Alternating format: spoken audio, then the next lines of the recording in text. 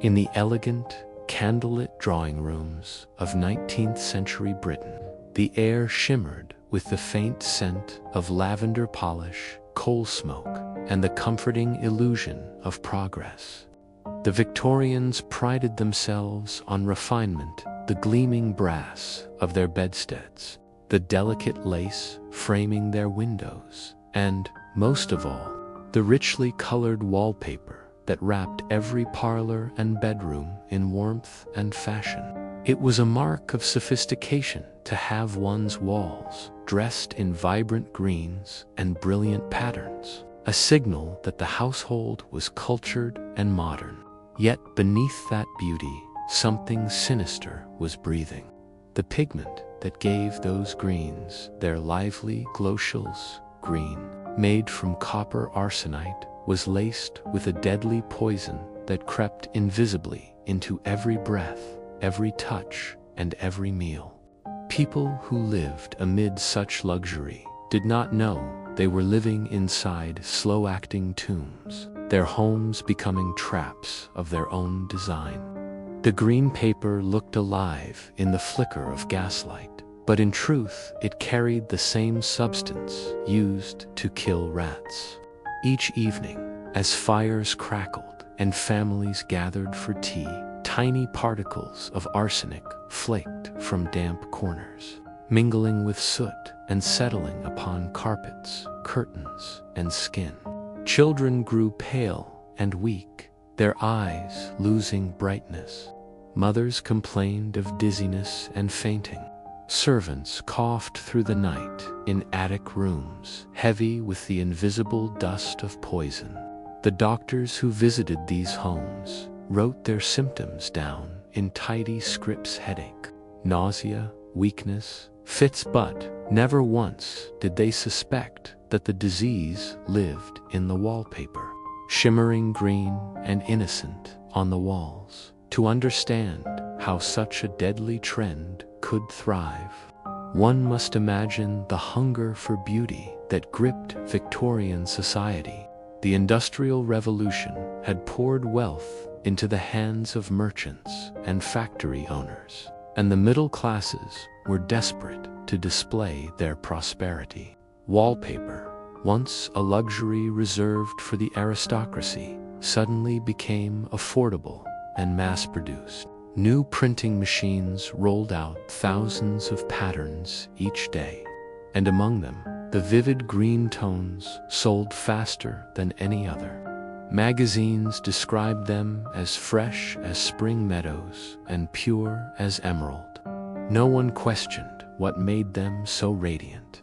Carl Wilhelm Scheele, the Swedish chemist who discovered the pigment decades earlier, had known its composition well, but the dangers of arsenic were poorly understood outside laboratories. In powdered form, it was tasteless and odorless, a perfect silent killer. When mixed into the dyes that coated the fashionable wallpaper, it turned homes into poison chambers masked by beauty. Wealthy families would invite guests to admire their decor, never suspecting that every compliment on their splendid walls was another step toward sickness.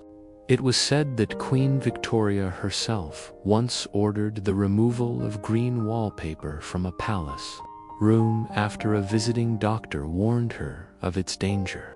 If even royalty could fall prey to such hazards, what hope had ordinary families in London's smoky suburbs? By the 1860s, reports began to appear in newspapers of mysterious household deaths. A child in Cornwall died after sleeping in a room decorated with green paper. A maid in Manchester collapsed while cleaning her mistress's walls.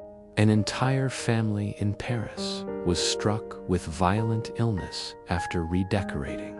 Chemists began to test the suspect wallpaper, heating small samples and catching the fumes that rose a choking, garlic-like smell unmistakable to anyone familiar with arsenic. Public alarm followed, though many dismissed it as exaggeration.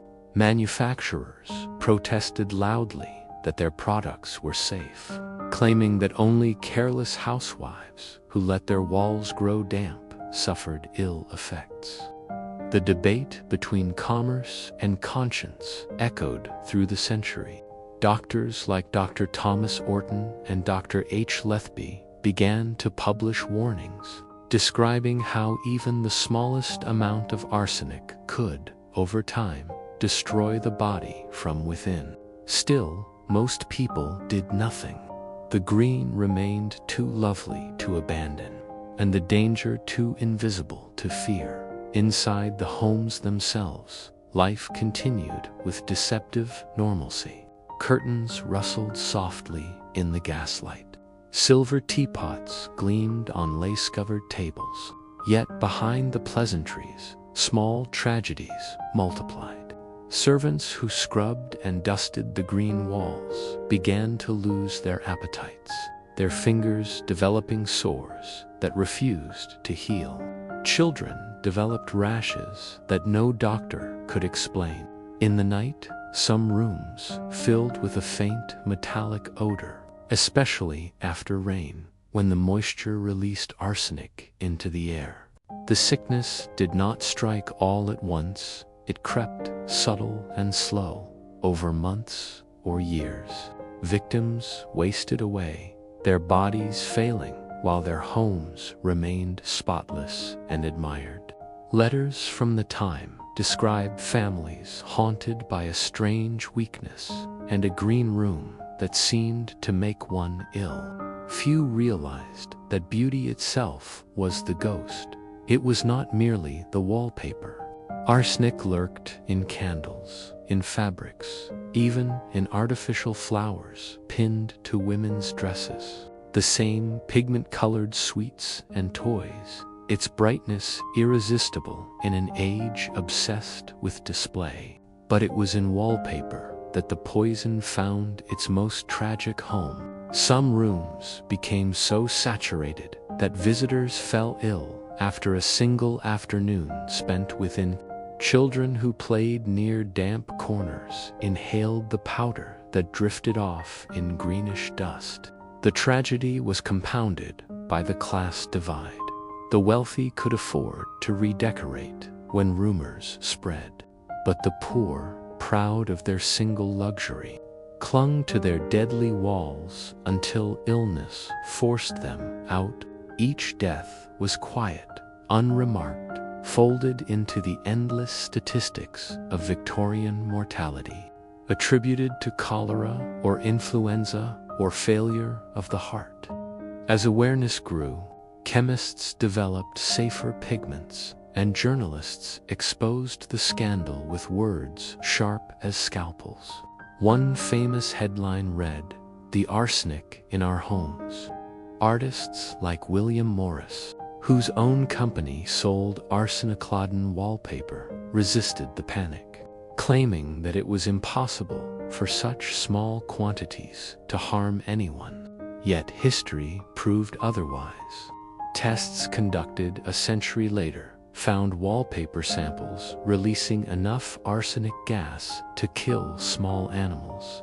The ghosts of those elegant homes still linger in museums, their faded greens a warning against vanity and ignorance. The moral that time carved into the story is simple. Beauty, when pursued without understanding, can be the cruelest poison of all, even today. When we look at photographs of those splendid parlors, we see only charm, the soft glow of candlelight, the fine patterning of leaves and vines. But to imagine the truth, one must picture the air itself, thick with invisible venom, the laughter of guests masking the faint coughs of children, and the walls listening silently as life ebbs away. Every glittering dinner, every polished silver spoon, every bouquet placed against those green backdrops became part of a quiet ritual of death. The Victorian home, so proud of its progress, stood as both palace and prison, its walls painted with beauty and betrayal. The story of the poisoned wallpaper is not just about chemistry or fashion.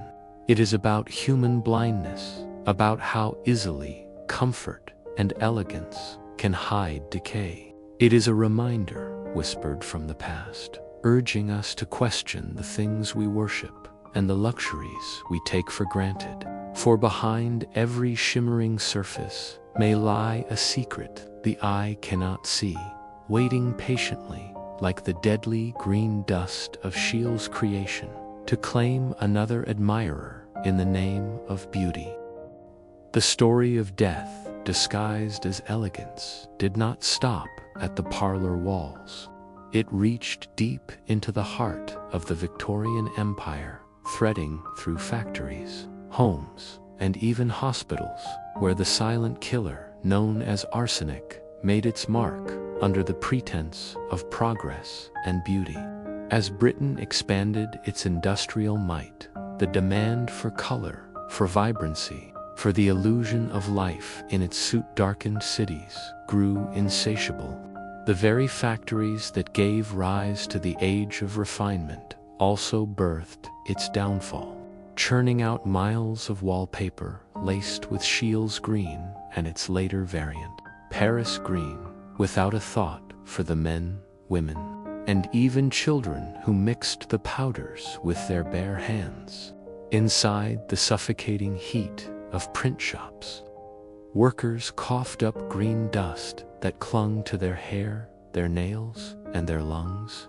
Their fingers blistered, their throats burned, and yet they worked on, for to complain was to risk starvation. In towns like Birmingham, Manchester, and London's East End, the wallpaper trade was a booming business. The walls of warehouses stacked high with rolls that gleamed like precious jewels. The workers joked darkly about their green lungs, a grim badge of their profession, while factory owners dismissed early warnings as nonsense from weak minds. When newspapers began to report deaths linked to arsenic dust in the workshops, the manufacturers responded with polite outrage, issuing letters to editors assuring the public that their papers were perfectly safe, that arsenic was too heavy to float, too bound to the paper to harm anyone. But the truth seeped quietly through those lies like damp through plaster. Doctors who treated the workers began to notice a pattern. Their patients' eyes grew dull, their hands trembled, and their skin turned a sickly shade of yellow-green, as though the color of their trade had sunk into their blood. At the same time, in parlors far from the factories, the wealthy continued to entertain beneath the deadly shimmer of their walls, utterly unaware that the poison that made their homes so beautiful had been breathed in by the poor who produced it. The divide between classes made the tragedy almost poetic in its cruelty. The rich paid for luxury, the poor paid with their lives. Servants, constantly exposed as they scrubbed and dusted, grew ill first, their ailments ignored or blamed on laziness. Many were sent away, only to die quietly in workhouses, their suffering unrecorded, their deaths swallowed by the indifference of progress. The arsenic did not discriminate, though. It clung to the air, the draperies, the furniture, creeping into lungs and seeping into bloodstreams. Guests who stayed overnight in rooms newly decorated with the fashionable green woke with sore throats and watering eyes, symptoms dismissed as the common cold. Doctors were puzzled by the persistence of these ailments, and some began to suspect that something in the environment was to blame. The chemist James Thomson of Glasgow conducted experiments in the 1860s, heating wallpaper in sealed flasks and detecting arsenic vapors in the fumes that escaped. His findings were alarming, suggesting that even without direct contact, the poison could evaporate into the air. Still, many refused to believe that something as ordinary as wallpaper could be deadly. It was easier to believe in ghosts than in poison, hidden in beauty. The era's obsession with green was not confined to wallpaper alone. Paris green found its way into paints, clothing, dyes, even the artificial leaves of floral arrangements that adorned every fashionable table. Ladies wore green dresses at parties, their silk skirts shimmering in candlelight, unaware that the pigment brushed against their skin like a slow caress of death. There were stories half dismissed, half whispered of dancers who collapsed mid-performance, of women who fainted at the opera, their corsets soaked in perspiration that drew the poison through their pores. Yet still, society adored the color, associating it with freshness, vitality, and the rebirth of spring. It seemed inconceivable that such beauty could harbor malice. Even when scientists presented clear evidence, people preferred ignorance. To strip their homes of green was to strip them of modernity. Those who dared to speak of danger were labeled alarmists or radicals. The very word arsenic became taboo in polite conversation, a stain on the illusion of civility that the Victorians cherished so deeply. Meanwhile, the factories that manufactured the pigment continued to prosper.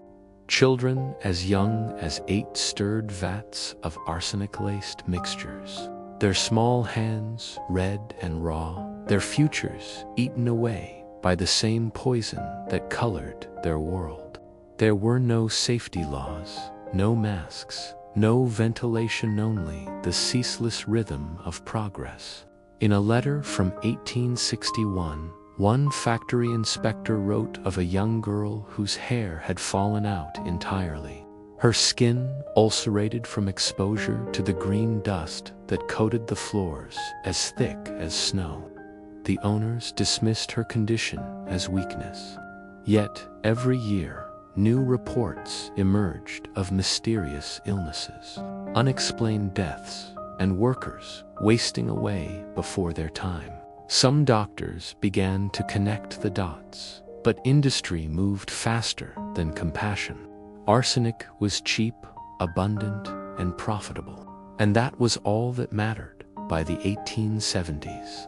Reformers like Dr. Thomas Orton and the chemist A.W. Hoffman began to campaign for the removal of arsenic from consumer goods. Their warnings filled pamphlets and journals, urging the government to act. Yet the Victorian love affair with beauty was not easily broken. Manufacturers rebranded their products, assuring buyers that new, improved greens were harmless, even as tests revealed otherwise. Still, the tide was turning. Newspapers published shocking stories of families nearly wiped out by their wallpaper. One account told of a child's toy painted with Paris green that caused the boy's death after he sucked on its bright surface. Another described a London family who tore down their wallpaper only to find their symptoms vanish overnight. The public began to murmur with fear, though not enough to spark true panic. Change, as always, came slowly, creeping like the poison itself in the end. The downfall of the Green Empire came not from compassion, but from profit. As safer pigments became available and arsenic's reputation grew too notorious to ignore, companies quietly shifted their formulas. By the dawn of the 20th century, the deadly green wallpapers that had adorned millions of homes faded from fashion, their memory lingering only in old photographs and forgotten attics. The factories that had once glowed with toxic dust turned to producing new colors, while the victims of the old world lay buried in churchyards across Britain, unremembered and unnamed. The irony of it all was stark. A civilization that prided itself on reason and progress had poisoned itself with vanity. The green that had symbolized vitality became, in time, a metaphor for corruption of beauty, of industry, of human pride. When historians look back on the Victorian age, they often marvel at its inventions, its literature, its architecture. But beneath those achievements lies a quieter legacy, one written not in books or stone, but in the invisible dust that once floated through the homes of the dead. The walls of those elegant parlors still stand in some preserved estates, their colors dulled but not forgotten. Tourists admire them without realizing that the patterns they find charming once pulsed with poison. To gaze upon them is to glimpse the contradiction at the heart of the 19th century, that progress, untempered by understanding, can be as lethal as any plague. The story of arsenic wallpaper is not merely a tale of science gone wrong, but a mirror held up to humanity itself, a reminder that our pursuit of perfection often blinds us to the price it demands. As the 19th century drew toward its twilight years, the world that had once worshipped beauty above all else began, at last, to open its weary eyes to the truth hidden behind the shimmer of its own creations. For decades, the delicate greens that had graced the parlors of polite society had whispered softly of death, weaving sickness into every breath of those who called such places home. Yet it was only through the stubborn persistence of a few that the curtain of ignorance began to tear. By the 1880s, the whispers had grown into murmurs, and the murmurs into headlines that chilled the morning tea of even the most refined households. Scientists, journalists, and reformers, those stubborn souls who would not accept the easy comfort of denials, started to drag the truth into the gaslight for all to see. Among them were chemists who demonstrated, in small but shocking experiments, that merely wetting a scrap of wallpaper and pressing it to the flame of a candle released a deadly vapor that could blacken a silver spoon. Doctors who had long puzzled over the strange malaise afflicting entire families began to see the pattern. The green rooms were the sick rooms. The beautiful parlors where guests laughed and sang were also the places where children wasted away, where servants coughed blood into their aprons, where mothers faded into weakness that no rest could cure. It was not a plague sent by nature or divine punishment, but something man-made in evil of elegance, born from the marriage of greed and ignorance. The public's faith in progress began to tremble. The same age that had prided itself on invention and reason now faced the cruel irony of its own blindness. Newspapers began to print stories so grotesque and detailed that they were impossible to ignore. One London article described a child whose toys were painted with the deadly green, his small hands turning raw as he played, his laughter fading into fever. Another told of a maid who scrubbed her mistress's fashionable walls until her skin cracked and her teeth loosened from her gums. When physicians performed autopsies on those who had died mysteriously, they found arsenic traces lingering in the organs, proof that beauty had become a slow and invisible executioner. Yet still, even as the evidence piled high as wallpaper rolls, there were those who refused to believe. To admit such horror was to admit that the very foundations of their refined lives were built upon poison. The upper classes clung to denial, insisting that tales of toxic wallpaper were exaggerated by jealous rivals or radical scientists bent on ruining industry. But truth, once unburied, is a relentless thing. It does not sleep. It was in 1893 when a German chemist named Robert Koch presented his findings on arsenic gases and their effect on human tissue that the last veil of doubt began to fall. His research showed that dampness, warmth, and air circulation, all common in Victorian homes, accelerated the release of toxic vapors from wallpapers containing even the smallest amount of arsenic. Koch's experiments proved what decades of rumor had only guessed, that death could rise from the walls without a sound. The findings spread through Europe like wildfire, shaking the public's faith in domestic safety. Families began to tear down their ornate greens, burning them in gardens and alleyways, while covering their faces with cloths. Chemists were summoned to test household items, and what they found deepened the horror. Curtains, carpets, even book covers, all bore traces of the same poison. The civilized home, once seen as a sanctuary, had become a battlefield between beauty and survival. People began to speak of arsenic panic as the fear seeped into every conversation. Green, once the color of life and spring, became the shade of decay. In parlors where laughter once echoed, there was now unease. Some families moved out entirely, abandoning homes they had decorated at great expense. Wallpaper companies, desperate to save their fortunes, rebranded their goods as arsenic-free, stamping the words proudly upon their labels. Shops displayed notices assuring customers that their colors were tested and safe, but trust was already poisoned beyond repair. Journalists chronicled the change with a mix of horror and fascination. The walls that watched us die, one article called them, have begun to confess their crimes.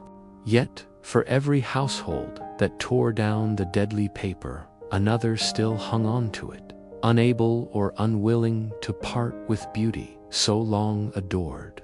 Old habits die as slowly as the poison that created them. Even as public awareness grew, ignorance lingered in corners like dust, refusing to be swept away completely. Factories, under pressure from reformers, finally began to alter their recipes.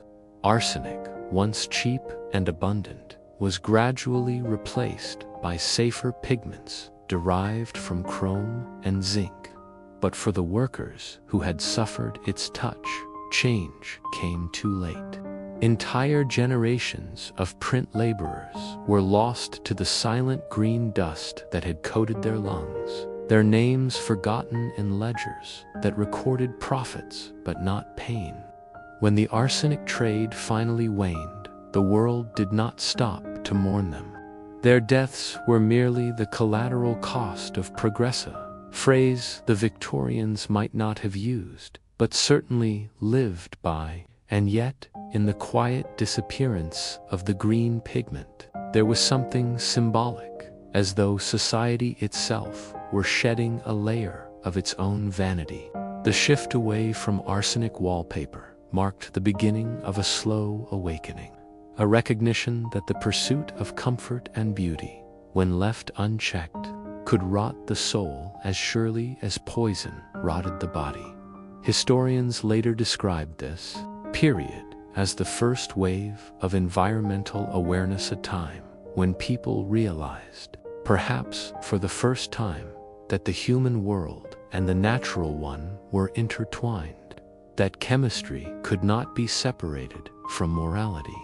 The Victorians had discovered how to harness nature's power, but in doing so, they had turned it against themselves. The death by wallpaper became more than a cautionary tale. It became a mirror reflecting the dangers of blind ambition. As modern medicine advanced and governments began to regulate chemical production. The arsenic scandal faded into history, remembered only by scholars and collectors who kept fragments of the deadly paper in sealed glass cases. Today, those samples rest in museums, still vibrant, still lethal if mishandled. Visitors admire their intricate designs without realizing that even a century later, their beauty remains treacherous. In the end, the story of the Victorian green is not just about science or sickness. It is a story about human nature, about the cost of ignorance and the tragedy of pride. The people who lived and died surrounded by arsenic wallpaper were not fools. They were dreamers, captivated by progress and blinded by the glow of their own success.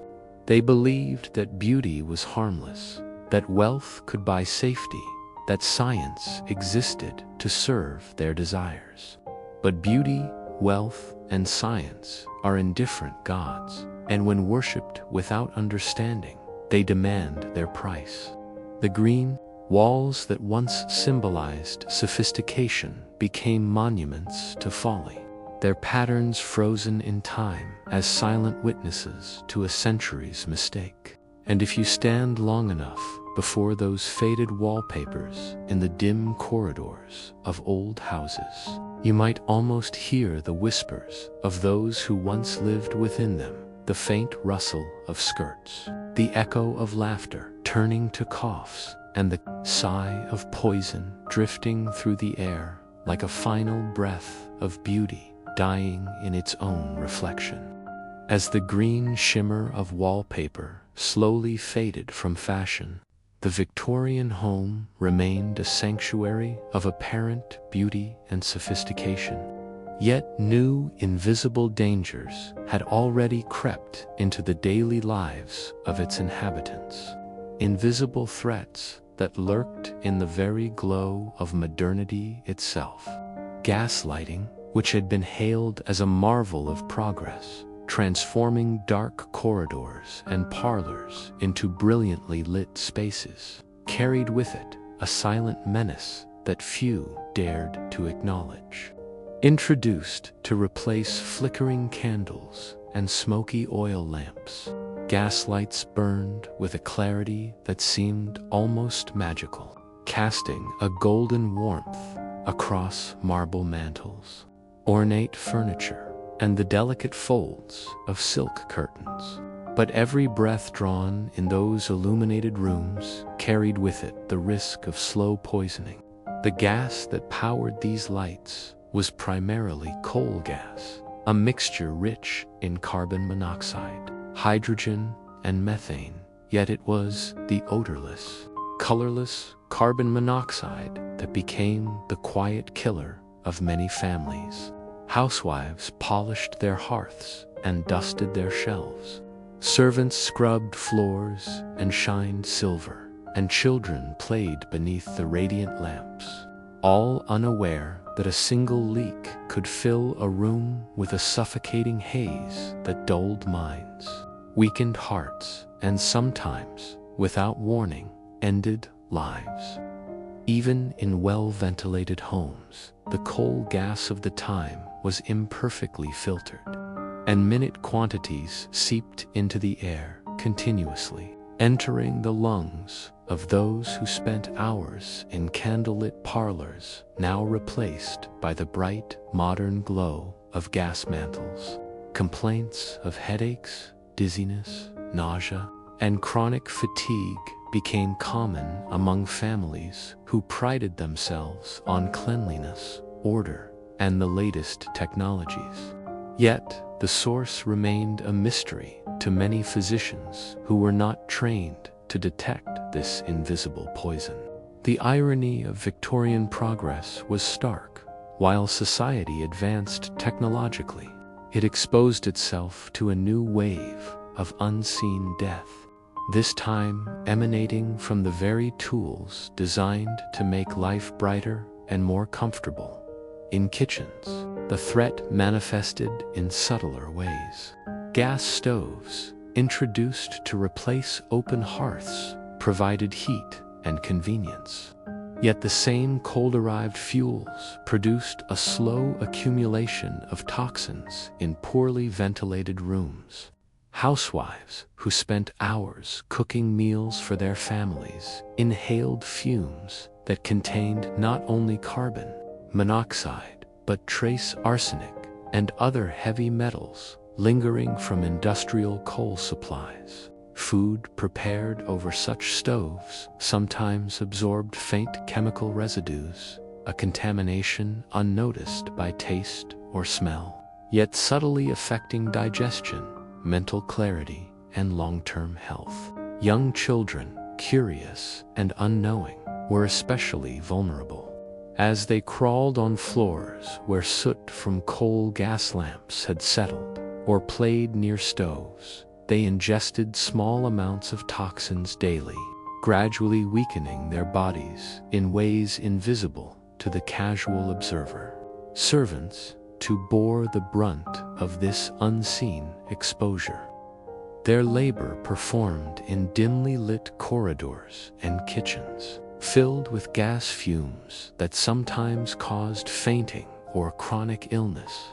Letters and diaries from the era describe housekeepers complaining of constant fatigue, unexplained headaches, and palpitation symptoms now understood as chronic carbon monoxide exposure. But at the time, doctors dismissed these ailments as signs of overwork or nervous temperament, a reflection of societal assumptions rather than scientific insight. The decorative choices of the Victorian household, always aimed at comfort and prestige, only compounded these dangers. Dark, heavy draperies, designed to hold warmth in drafty rooms, trapped gas, preventing circulation and allowing poisonous vapors to linger for hours. Upholstered furniture, stuffed with horsehair and treated with chemical dyes, often absorbed minute amounts of gas and released it gradually back into the air. A slow diffusion that made symptoms appear random and mysterious. Even wallpaper itself, though safer in pigment than before, contributed to the problem, especially when applied over damp walls. The moisture combined with gas leaks to form chemical reactions that released faintly toxic fumes. Families prided themselves on the cleanliness and beauty of their homes, polishing every surface until it gleamed. Yet their pursuit of perfection inadvertently exposed them to subtle, chronic poisoning. Scholars looking back note that the Victorian home became a paradox, a place of comfort and refinement, yet riddled with silent hazards. The very pursuit of civilization turning against the inhabitants in ways they could not see or smell. Publications of the time began to warn the elite about the hidden dangers of gaslighting, though such cautionary advice was often drowned out by advertisements promoting modern conveniences as symbols of status. Instruction manuals encouraged homeowners to light as many lamps as possible to create the illusion of affluence and taste, rarely mentioning that a single leak could fill a drawing room with carbon monoxide, dulling the senses and over weeks and months, subtly deteriorating health. In wealthier households, open windows or flues mitigated some risk. But in the many middling homes crowded into narrow streets, ventilation was inadequate, and families unknowingly inhaled toxic air while celebrating the very innovations they believed would lift them into a higher standard of living. The paradox was cruel. The very tools of progress that distinguished the modern Victorian household from its predecessors also carried the potential for slow, almost invisible harm. A reminder that technology, however brilliant, could not replace caution or understanding. As awareness slowly crept in, reformers and scientists began investigating ventilation, gas purification, and safer methods of lighting. Publishing their findings in journals and pamphlets, they demonstrated that chronic exposure could lead to fatigue, memory loss, heart complications, and, in extreme cases, sudden death. Families who replaced gas mantles with safer alternatives improved their chimney drafts, or spent more time outdoors reported improvements in health, though by then, the lesson had already cost many quietly and invisibly. The Victorian obsession with elegance, the same impulse that had made wallpaper a slow killer, had ensured that gaslighting too became a source of understated tragedy. Its soft, golden glow masking a slow attrition of vitality over years, sometimes decades. The home was not the only site of risk. Public spaces such as theaters, railway stations, and even churches had adopted gas lighting, creating a web of exposure that extended the danger beyond private parlors. Visitors unaware of the hazards were temporarily affected during evenings out, experiencing headaches or dizziness and dismissing the sensations as fatigue, only to encounter similar symptoms at home, where gas lamps continued to glow, compounding the effect. Medical practitioners began to recognize patterns, noting that urban dwellers exhibited higher incidences of chronic fatigue and fainting spells, particularly in areas dense with gas infrastructure. Yet, bureaucracy and social inertia slowed meaningful change. Gas companies insisted that their products were safe when used correctly, emphasizing the beauty, illumination, and prestige their lighting provided. Meanwhile, the invisible threat persisted, patient and silent, entering homes through pipes, seeping into bedrooms, and lingering even when lamps were extinguished. Historians later described this period as one in which progress and peril were inseparable. The Victorian desire for refinement, comfort, and technological marvels created an environment in which every step forward contained hidden setbacks. The deadly wallpaper of previous decades had taught lessons slowly, but gaslighting revealed how innovation itself could become an agent of subtle harm when combined with ignorance and hubris.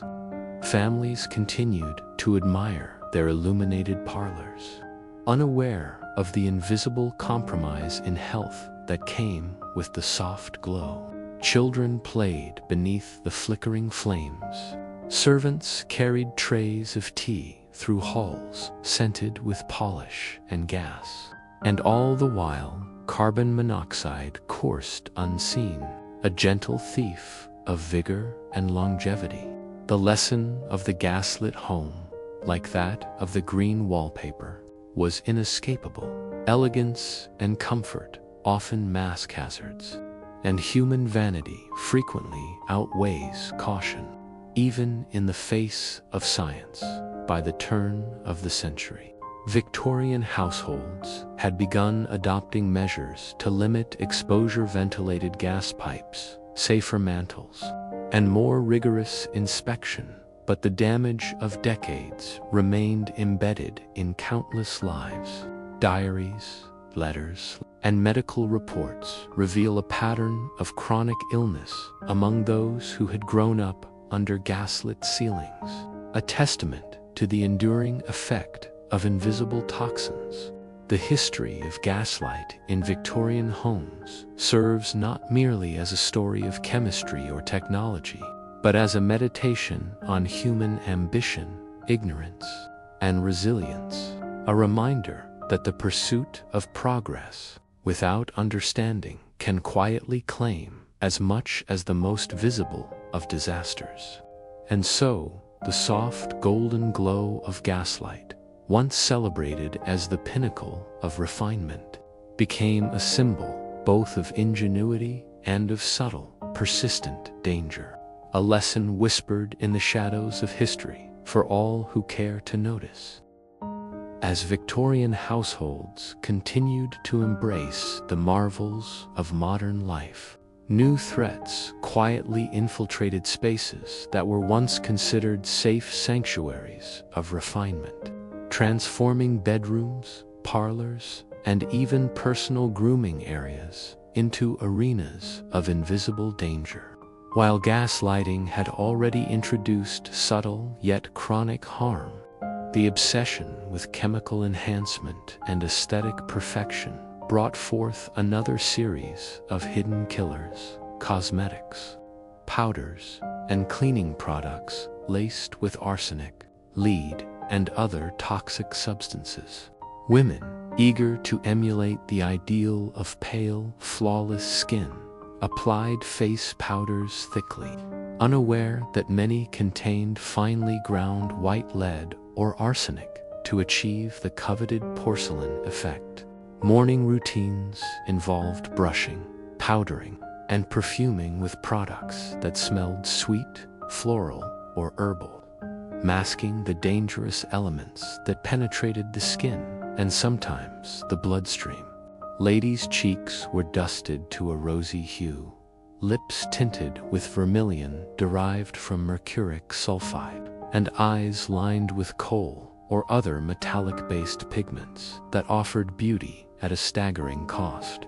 The effects were insidious, building over months and years: skin irritation, hair loss, dental decay, neurological symptoms, and, ultimately, systemic poisoning that often went unrecognized. Families marveled at the elegance of their daughters and wives, unaware that the very products enhancing their beauty were slowly destroying them. Children were not spared either. Powders left on dressers or tables were touched, inhaled, or ingested by the curious and unsuspecting, their small bodies far more vulnerable to toxins. Household servants, responsible for cleaning mirrors, windowsills, and vanity tables covered in residue, frequently developed rashes, respiratory issues, and fatigue, their suffering dismissed as overwork or weakness. Diaries and letters from the period reveal subtle but consistent complaints: persistent headaches, fainting spells, and unexplained lethargy among women and children alike. Symptoms that physicians often misattributed to nervousness or frailty rather than the poisons that clung invisibly to every surface. The Victorian quest for perfection, the desire to embody grace and refinement, had paradoxically turned the home into a site of chronic toxicity, where every gesture of elegance carried the potential for harm. The spread of toxic household substances extended beyond cosmetics. Cleaning powders, soaps, and polishes, marketed as innovations to simplify domestic labor, contained dangerous compounds such as arsenic, copper, salts, and oxides of mercury, substances designed to whiten fabrics, remove stains. Housewives and servants alike were exposed as they scrubbed floors, polished silver, and applied chemical cleaners to delicate furniture. Even breathing in the fine dust of these compounds over weeks led to cumulative effects on respiratory and nervous systems, leaving many feeling perpetually unwell. Newspapers occasionally published cautionary advice, warning that excessive exposure to green powders or arsenic soaps could lead to sickness or death. But advertisements drowned these warnings with promises of brighter homes, cleaner fabrics, and more radiant skin. The allure of progress and convenience blinded many to the subtle but persistent risks. reinforcing a culture in which beauty and cleanliness were valued above safety, and the notion of danger remained abstract until symptoms became undeniable. In addition to cosmetic and cleaning hazards, other objects within the home contributed to the growing catalog of invisible killers. Wallpapers continued to pose risks, particularly when combined with moisture and dust, creating environments that released arsenic-laced particles into the air. Ceramics and dinnerware were sometimes glazed with lead-based compounds that, while giving vibrant colors to plates and cups, gradually leached into food, poisoning those who ate from them daily. Even imported paints and varnishes carried hidden toxins, their bright hues masking the peril they brought into the home. Victorian society, intoxicated by the brilliance and novelty of these items, rarely paused to question their safety, instead regarding them as indicators of refinement, wealth, and taste. Families displayed the newest technologies and decorative items proudly, unaware that they had transformed their living spaces into arenas of cumulative and invisible exposure. Medical professionals began to notice disturbing patterns. Women who adhered strictly to beauty routines suffered hair loss, teeth deterioration, and chronic fatigue. Children exhibited developmental delays, irritability, and poor growth. Servants presented with unexplained rashes, dizziness, and persistent coughing. Investigations gradually revealed that multiple household items contributed to these symptoms, a tangled web of exposure that often made it difficult to identify a single source. The combination of toxic wallpaper, cosmetic arsenicals, cleaning powders, and lead-glazed ceramics created an environment in which danger was omnipresent yet imperceptible. Victorians, in their zeal for progress and aesthetic perfection, had unwittingly cultivated a domestic ecosystem in which poison lurked at every corner, ready to claim its victims. Silently. By the late 1880s, reformers and medical authorities began campaigning for safer household products. Pamphlets and articles urged caution in the use of lead-based cosmetics and arsenic-laced powders, offering alternatives and emphasizing ventilation, moderation, and awareness. Some companies, faced with mounting evidence and public pressure, reformulated their products to eliminate the most dangerous compounds, though many did so reluctant to compromise on brightness, longevity, or color intensity. Despite these measures, the cultural attachment to beauty and cleanliness slowed widespread adoption of safer practices. Fashion, vanity, and the perception of sophistication continued to hold sway over logic, and many households continued using toxic products long after their dangers were documented. The paradox of the Victorian home, as illustrated by the proliferation of invisible poisons, lay in the simultaneous pursuit of health, refinement, and progress. Families invested in ventilation, exercise, and dietary improvements, while surrounding themselves with materials, powders, and devices that undermined those very goals. The pursuit of elegance, rather than protecting them, ensured that the dangers remained constant and insidious. Historians examining this era often emphasize the interplay between aspiration and ignorance, a society obsessed with order, beauty, and the appearance of modernity, yet blind to the subtle consequences of its innovations. The very elements that signified refinement, flawless skin, polished floors, vibrant decor, also signaled danger, a reminder that human perception often lags behind chemical reality. By viewing the Victorian home through the lens of these hidden killers, one gains a deeper understanding of the delicate balance between aspiration and safety, of how invisible threats can permeate even the most cherished spaces. The lessons of this period extend beyond the walls of history. They speak to the risks inherent in blind trust in innovation, the costs of prioritizing appearances over awareness, and the quiet tragedies that occur when curiosity, ambition, and desire for beauty outpace understanding. Even today, as we marvel at the ornate beauty of Victorian interiors, it is worth imagining the faint green dust on wallpapers, the lingering traces of mercury in powders, and the invisible gases that once filled rooms with the promise of light and the peril of poison. In the pursuit of perfection, the Victorians had woven a subtle tapestry of danger throughout their homes, a legacy of caution that endures in the lessons we continue to draw from history.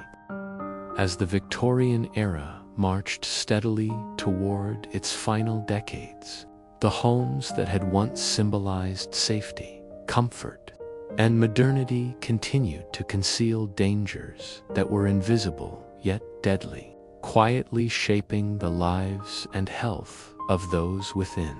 Beyond the beauty of wallpaper, the elegance of gaslighting, and the allure of arsenic-laced powders, new threats emerged from unexpected corners, curtains, upholstery, carpets, and even seemingly harmless household rituals became vectors of chronic illness. Heavy velvet drapes, meant to insulate rooms against the chill and to demonstrate wealth and taste, absorbed dust, soot, and chemical residues from candles, gas lamps, and polish. Over time, these materials emitted microscopic particles into the air, particles that were inhaled daily by every member of the household. Carpets, thick and ornate, trapped similar pollutants, while rugs woven from dyed fibers sometimes contained trace metals and toxic dyes designed to hold color without fading. In bedrooms, mattresses stuffed with horsehair and treated with preservatives introduced another layer of invisible exposure, releasing dust mites and chemical compounds that contributed to respiratory illness. Servants who cleaned and shook curtains, vacuumed rugs, and made beds were particularly vulnerable, inhaling dust and toxins for hours each day, their bodies bearing the burden of hidden hazards that remained unacknowledged by the very families they served. Even the process of opening windows to ventilate rooms introduced variability in exposure.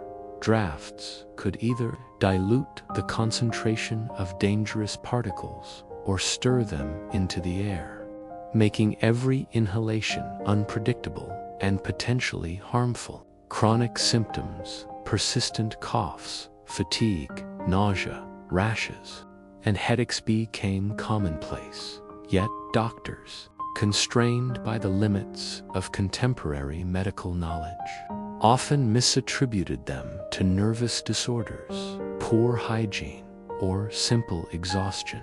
Families, believing in the sanctity of their homes and the benevolence of modern conveniences, continued daily routines, oblivious to the invisible agents undermining their health. The pursuit of domestic perfection, already demonstrated through fashion, wallpaper, and gaslight, extended to the methods of cleaning and maintenance, introducing yet another set of risks.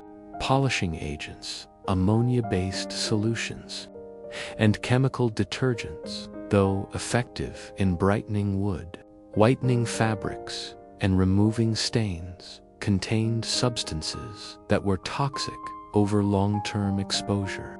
Arsenic, lead, and copper compounds lingered on surfaces and in the air after cleaning, unnoticed by the household, yet inhaled or absorbed through skin repeatedly over months and years. Women meticulously dusting shelves, polishing silverware, or washing windows were unwittingly poisoning themselves, even as they maintained the standard of elegance expected in a refined home. Children, crawling and playing in these spaces, absorbed these substances through hand-to-mouth contact, tracking dust across floors, tables, and carpets, while servants performed laborious cleaning routines that brought them into prolonged contact with residues from multiple sources. Diaries and letters from the period reflect subtle patterns of illness and exhaustion. Fainting spells, chronic fatigue, digestive distress, and respiratory complaints were common but rarely traced back to environmental exposure. Even physicians who suspected some correlation between household products and illness could not pinpoint the exact causes, for the Victorian home had become a complex ecosystem of interacting hazards, each amplifying the effects of the other in ways imperceptible to the senses. Cosmetics, though already a documented source of poison, intersected with household exposures to exacerbate chronic conditions. Lead-based powders and creams, applied daily, were absorbed through the skin, ingested inadvertently, or inhaled, adding to the cumulative toxicity from gaslighting and cleaning agents. Hair dyes, perfumes, and rouge contained arsenic and mercury compounds that further undermined health, subtly altering metabolism, neurological function, and organ integrity. Women who presented the ideal of pale, smooth skin often did so at a cost invisible to the casual observer. Weakening teeth, brittle nails, hair loss, and neurological disturbances were common outcomes of these repeated exposures. Children who mimicked mothers in play, or who came into contact with cosmetics and powders left on dressers and tables, received small doses of these toxic compounds every day, compounding the effects of wallpaper, carpets, and gas fumes.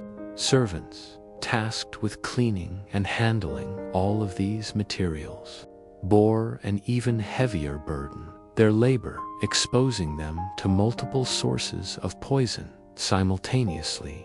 In addition, personal hygiene products and everyday rituals introduced further risks. Tooth powders, soaps, and mouth rinses often contained abrasives and chemical agents designed to whiten teeth or clean the skin. But in many cases, these contained lead or other harmful compounds. Daily bathing, once a source of health and cleanliness, could paradoxically increase exposure if water came into contact with chemical residues on walls, floors, or tubs.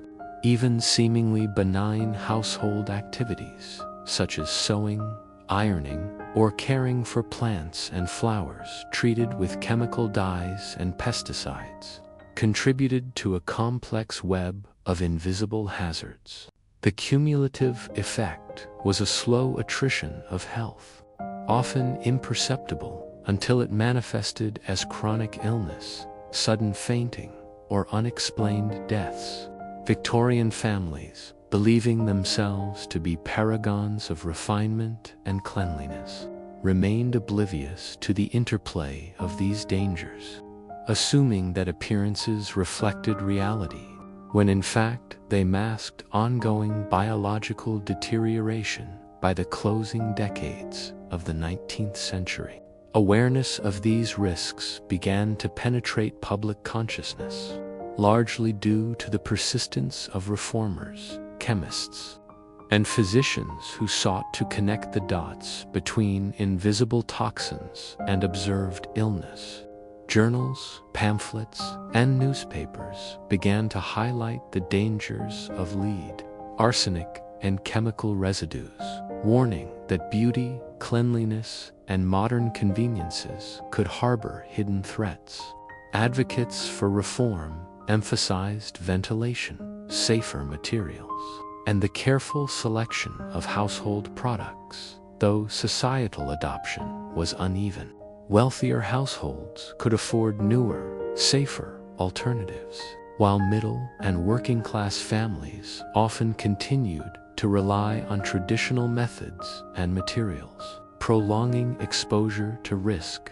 The Victorian pursuit of elegance and progress, already implicated in the tragic history of wallpaper poisoning, now intersected with a broader recognition that domestic life itself could carry hidden perils, demanding vigilance, awareness, and sometimes sacrifice of aesthetic ideals for the sake of health. The story of invisible hazards behind the Victorian curtain, from curtains and carpets to powders and cleaning compounds, highlights a fundamental paradox of human progress. The very innovations that were intended to enhance comfort, beauty, and efficiency often carried unseen costs, and the persistence of vanity and social aspiration could magnify the dangers.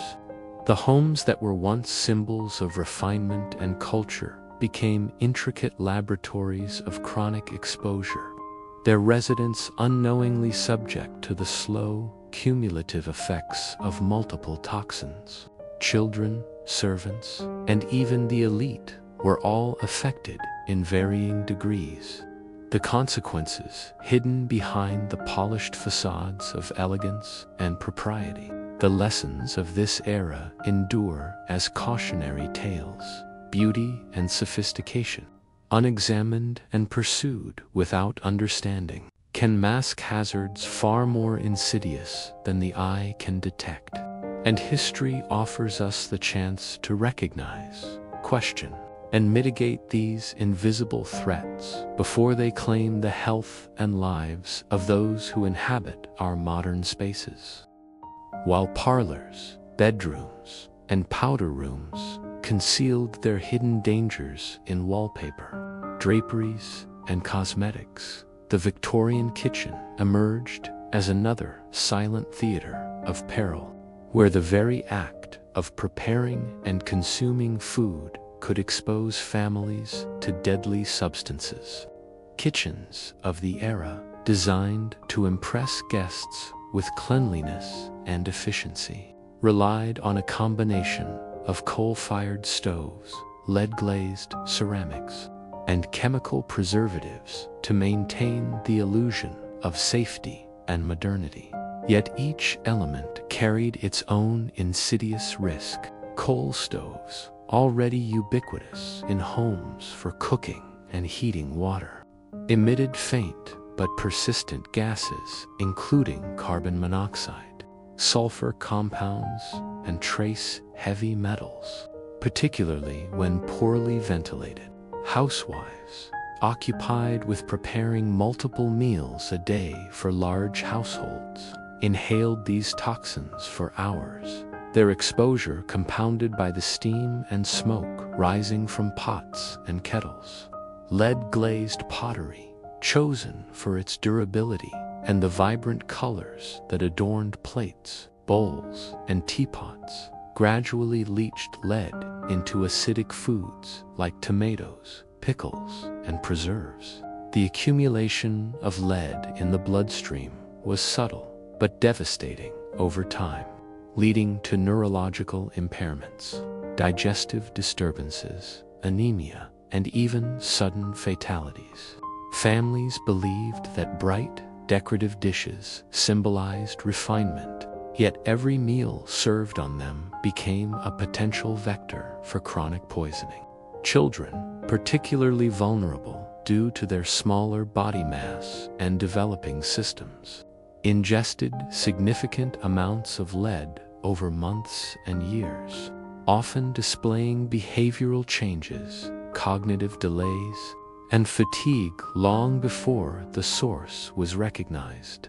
Servants, tasked with washing, handling, and storing these vessels, faced repeated exposure, their labor unwittingly placing them at the forefront of domestic toxicity.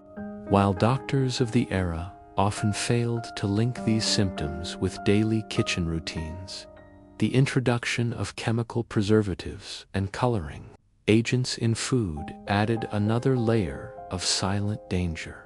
Victorian households embraced jams, jellies, pickles, and confections enhanced with arsenic-based pigments, copper, salts, and other chemical additives to improve shelf life and visual appeal.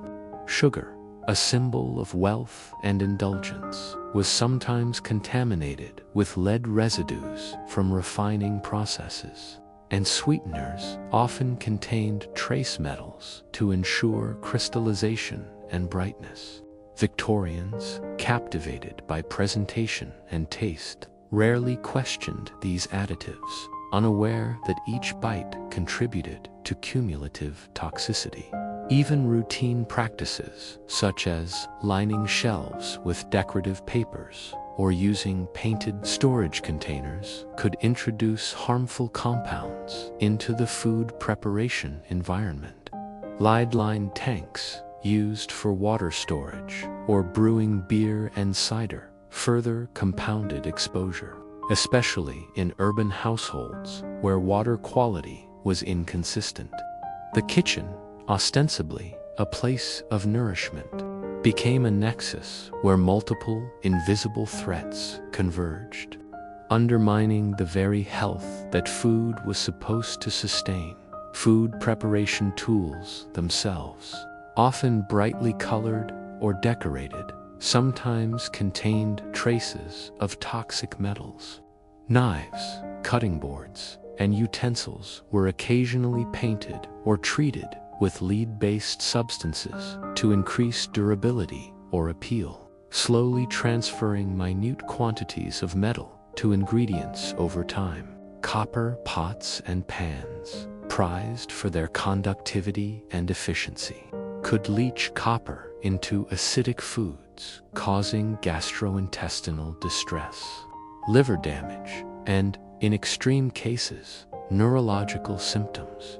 Victorian cookbooks, celebrated for their elaborate recipes and attention to presentation, seldom accounted for these hazards, instead prioritizing taste, aesthetics, and the perceived sophistication of the household.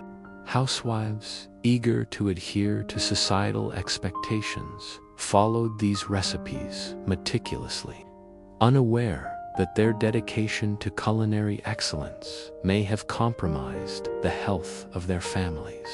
Children sampled raw ingredients, dough, and sweets during preparation, their small bodies absorbing toxins at rates far exceeding those of adults, while servants performing repetitive tasks faced chronic exposure that manifested in subtle but persistent illness. Ventilation in kitchens was inconsistent, contributing to the accumulation of fumes, dust, and chemical residues. Flues and chimneys, though intended to expel smoke and gas, were often partially blocked or poorly maintained, allowing carbon monoxide, sulfur compounds, and volatile chemicals to linger at low levels. The combination of airborne toxins and contaminated food created a pervasive environment of invisible poisoning, one that unfolded over years rather than hours, making it difficult to link cause and effect. Families often attributed fatigue, irritability, and minor illnesses to overwork, seasonal changes, or nervous temperament, while servants, lacking social voice and protection, endured ongoing exposure silently.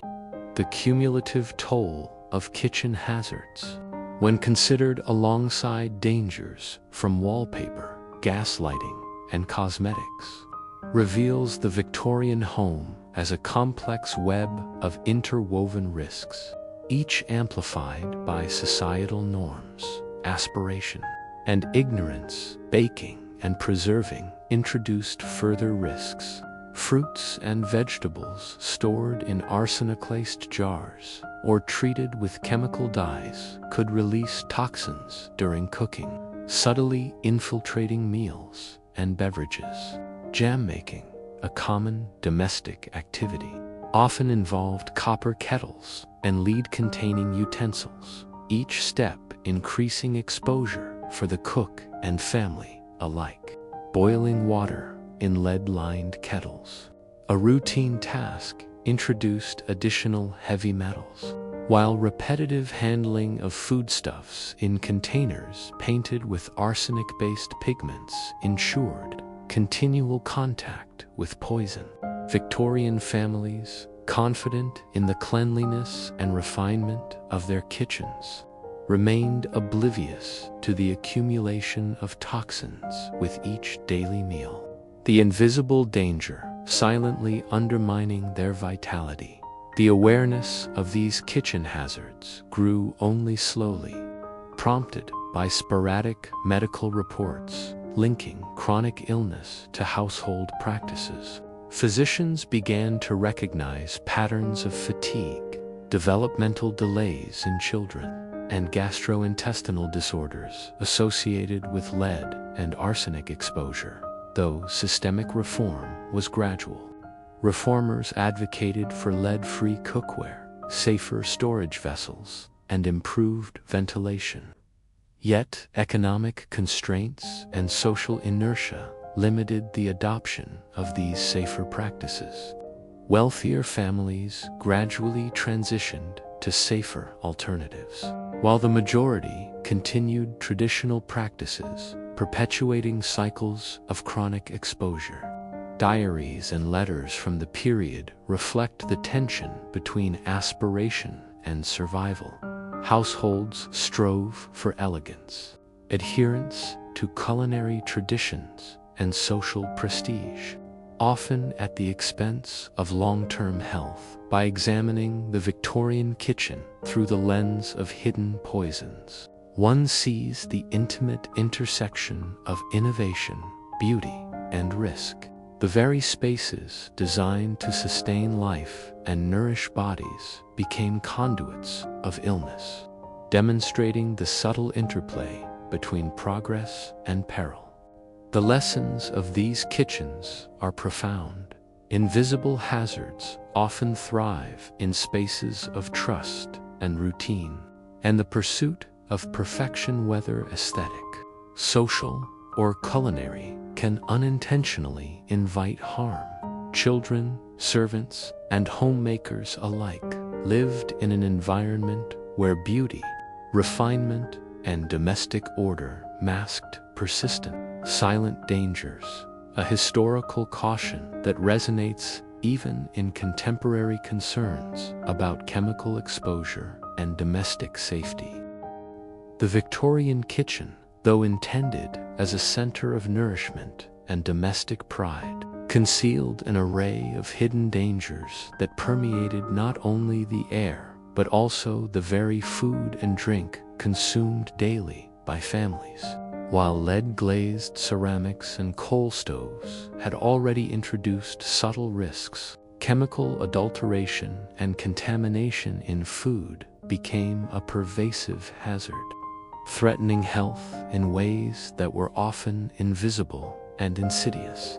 Confectioners and grocers, driven by profit and aided by the lax regulations of the era, routinely added substances such as lead acetate, copper salts, arsenic compounds, and even chalk to enhance color, preserve freshness, or simulate the appearance of quality.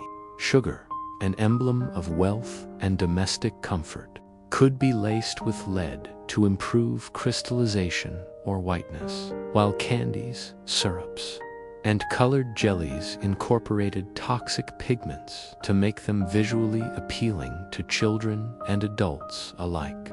Even staples like bread and flour were sometimes treated with alum or chalk to improve texture and prolong shelf life, substances that offered temporary benefit while introducing chronic harm. Families, dazzled by the vibrant colors, polished presentation, and delicate flavors, remained blissfully unaware that their meals carried a hidden burden of poison. Children, naturally attracted to sweets and brightly colored treats, were particularly vulnerable, consuming higher doses relative to body weight and experiencing cumulative effects that manifested in delayed growth, fatigue, and neurological disturbances. Servants, constantly handling and preparing these items, faced repeated exposure, their labor amplifying the risk. The interplay of multiple toxins from cookware, storage containers, and adulterated ingredients created a cumulative threat, often escaping detection until the manifestation of chronic illness or sudden collapse. Victorians, confident in the elegance and sophistication of their homes, were slow to recognize the dangers posed by food adulteration. Regulations were minimal, inspections sporadic, and public awareness limited. Scientific journals and medical reports occasionally documented cases of arsenic poisoning or lead toxicity from common foods.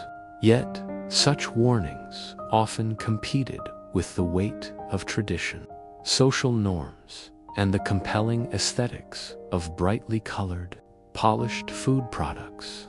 Recipes called for vibrant pigments in pastries, desserts, and preserves, not considering the chemical compounds necessary to achieve these effects.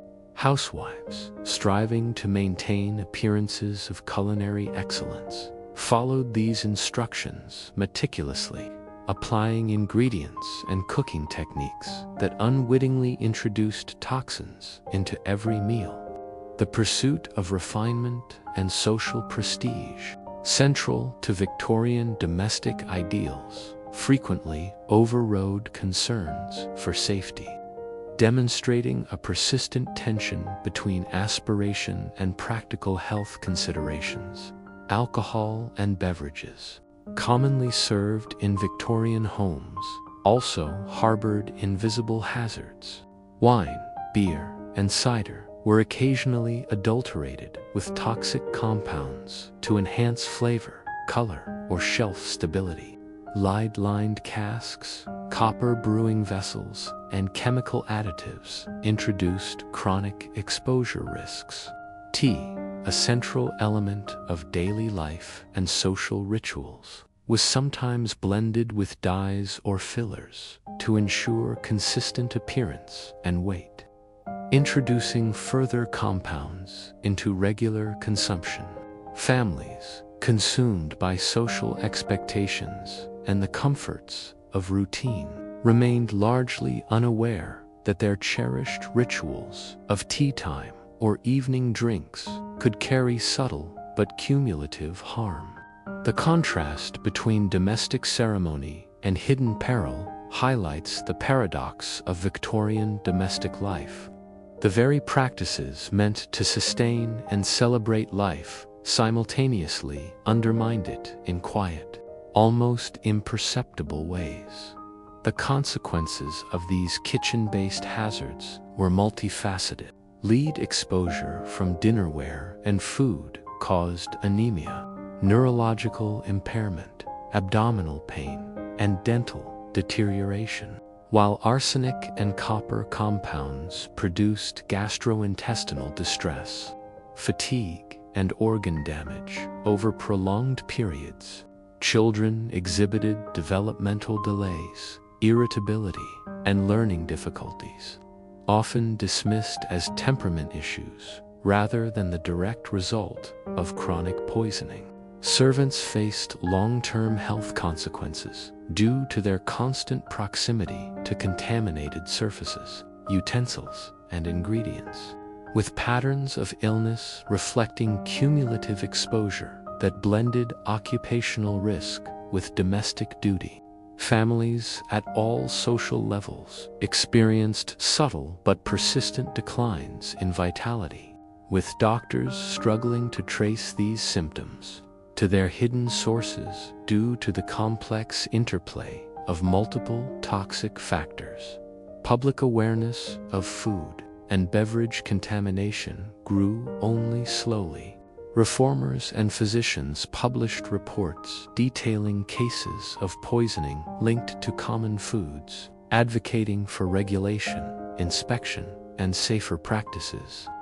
Some manufacturers began reformulating products or adopting safer containers and pigments, though economic pressures and consumer expectations slowed widespread adoption.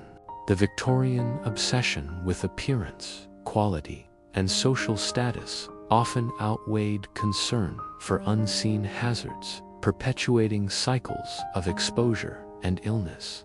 Households continued to prioritize visual appeal, flavor, and the artistry of presentation over safety, unwittingly reinforcing the patterns of chronic poisoning that historians now recognize as endemic to the era.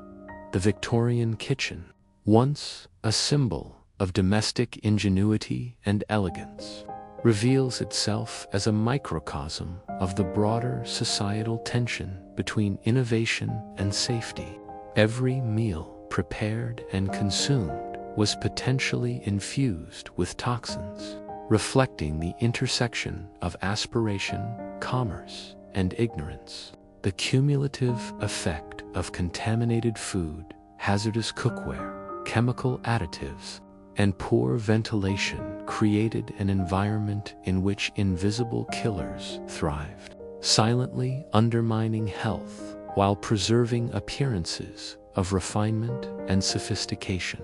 In examining these kitchens, one sees a vivid illustration of the paradox of progress.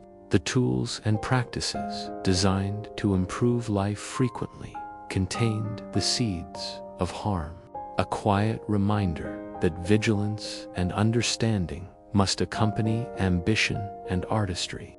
The lessons of the Victorian kitchen extend beyond historical curiosity, emphasizing the importance of safety, regulation, and awareness in domestic life, and reminding us that what appears wholesome and beautiful may conceal dangers that are invisible but no less lethal. While the Victorian kitchen had proven itself a source of hidden poisons in food, cookware, and beverages, the domestic routines that surrounded meal preparation and household maintenance introduced further silent dangers, making everyday life a complex interplay between refinement, aspiration, and unseen hazard. Servants, housewives, and children participated in chores that were essential to maintaining appearances of cleanliness and order. Yet each task, dusting shelves, scrubbing floors, polishing furniture, washing dishes, and laundering fabrics, carried with it exposure to a variety of toxins, both airborne and dermal. Cleaning powders, often marketed as miraculous agents capable of removing even the most stubborn stains, contained arsenic, lead, and other chemical compounds, which persisted in dust or dissolved in water used for scrubbing. When inhaled, these particles settled into lungs. When absorbed through the skin during prolonged contact, they subtly infiltrated the bloodstream, compounding the cumulative effects of other household poisons. Housewives who took pride in polished floors, shining silverware, and immaculate kitchens unknowingly placed themselves at risk, as did children who played near freshly scrubbed surfaces or handled utensils and objects coated in chemical residues. Even tasks intended to improve domestic health, such as airing rooms or washing bedding, were often accompanied by exposure to invisible contaminants lingering in carpets, mattresses, and draperies. Victorian society, obsessed with order, appearance, and hygiene, remained largely unaware that these routines were not benign but integral contributors to chronic illness in the home. Laundry and fabric care posed additional, often overlooked hazards. Washing powders and bleaches contained arsenic, lead, and other heavy metals, while starches used to crisp collars and linens were often chemically treated to maintain whiteness and strength. The repetitive nature of laundering, soaking, scrubbing, wringing, and ironing ensured prolonged contact with these substances, increasing the likelihood of absorption through skin and inhalation of fine dust. Children sometimes assisted with these chores, mimicking adult behavior, unknowingly exposing themselves to the same chemical dangers. Beyond the direct health effects, the cumulative burden of these exposures contributed to fatigue, irritability, digestive issues, and subtle neurological symptoms, reinforcing a cycle of invisible suffering. The pursuit of domestic excellence, a hallmark of Victorian culture, therefore had a paradoxical cost. The very practices that were meant to ensure cleanliness, order, and propriety also introduced harm, often unnoticed until its manifestations became unmistakable. Ventilation and household architecture played a critical role in the dissemination of toxins. Chimneys, flues, and windows, while designed to remove smoke and provide fresh air, were often inadequate in dispersing chemicals from gas lighting, stoves, and cleaning agents. Airborne particulates, fine dust from powders, and volatile compounds lingered in rooms, drifting across floors, furniture, and curtains, creating an invisible web of exposure that touched every member of the household. Faint odors, often dismissed as characteristic scents of polish, cooking, or candle smoke, masked the presence of harmful substances, rendering the danger imperceptible to the senses. Servants working long hours in these spaces were disproportionately affected, their proximity and repeated contact magnifying the toxic impact. Even the seemingly innocuous act of arranging flowers treated with chemical dyes or perfumes could introduce minute yet cumulative exposure, reinforcing the pervasive nature of invisible household poisons. Personal hygiene routines intersected with these domestic hazards to further complicate the picture. Baths, once considered restorative and essential for health, could involve exposure to water heated in lead-lined kettles or contaminated with chemical residues from household products. Tooth powders and soaps, often containing abrasives and toxic compounds, were applied daily, providing repeated routes for absorption. The combination of dermal contact, inhalation of dust and fumes, and ingestion of residues from utensils, dishes, and food created a multi-route pathway for chronic exposure, a web of interrelated hazards that unfolded over years. Victorian families, in their commitment to cleanliness and propriety, frequently overlooked the cumulative consequences of these practices, reinforcing the paradox of a home designed for health yet simultaneously undermining it. Children were particularly susceptible to the interplay of household toxins. Curious and mobile, they explored floors, furniture, and toys, often coming into contact with residues from cleaning powders, wallpaper, dust, and treated fabrics. Oral behaviors, such as thumb-sucking or tasting crumbs, magnified their exposure, while smaller body mass and developing organs increased vulnerability to chemical insult.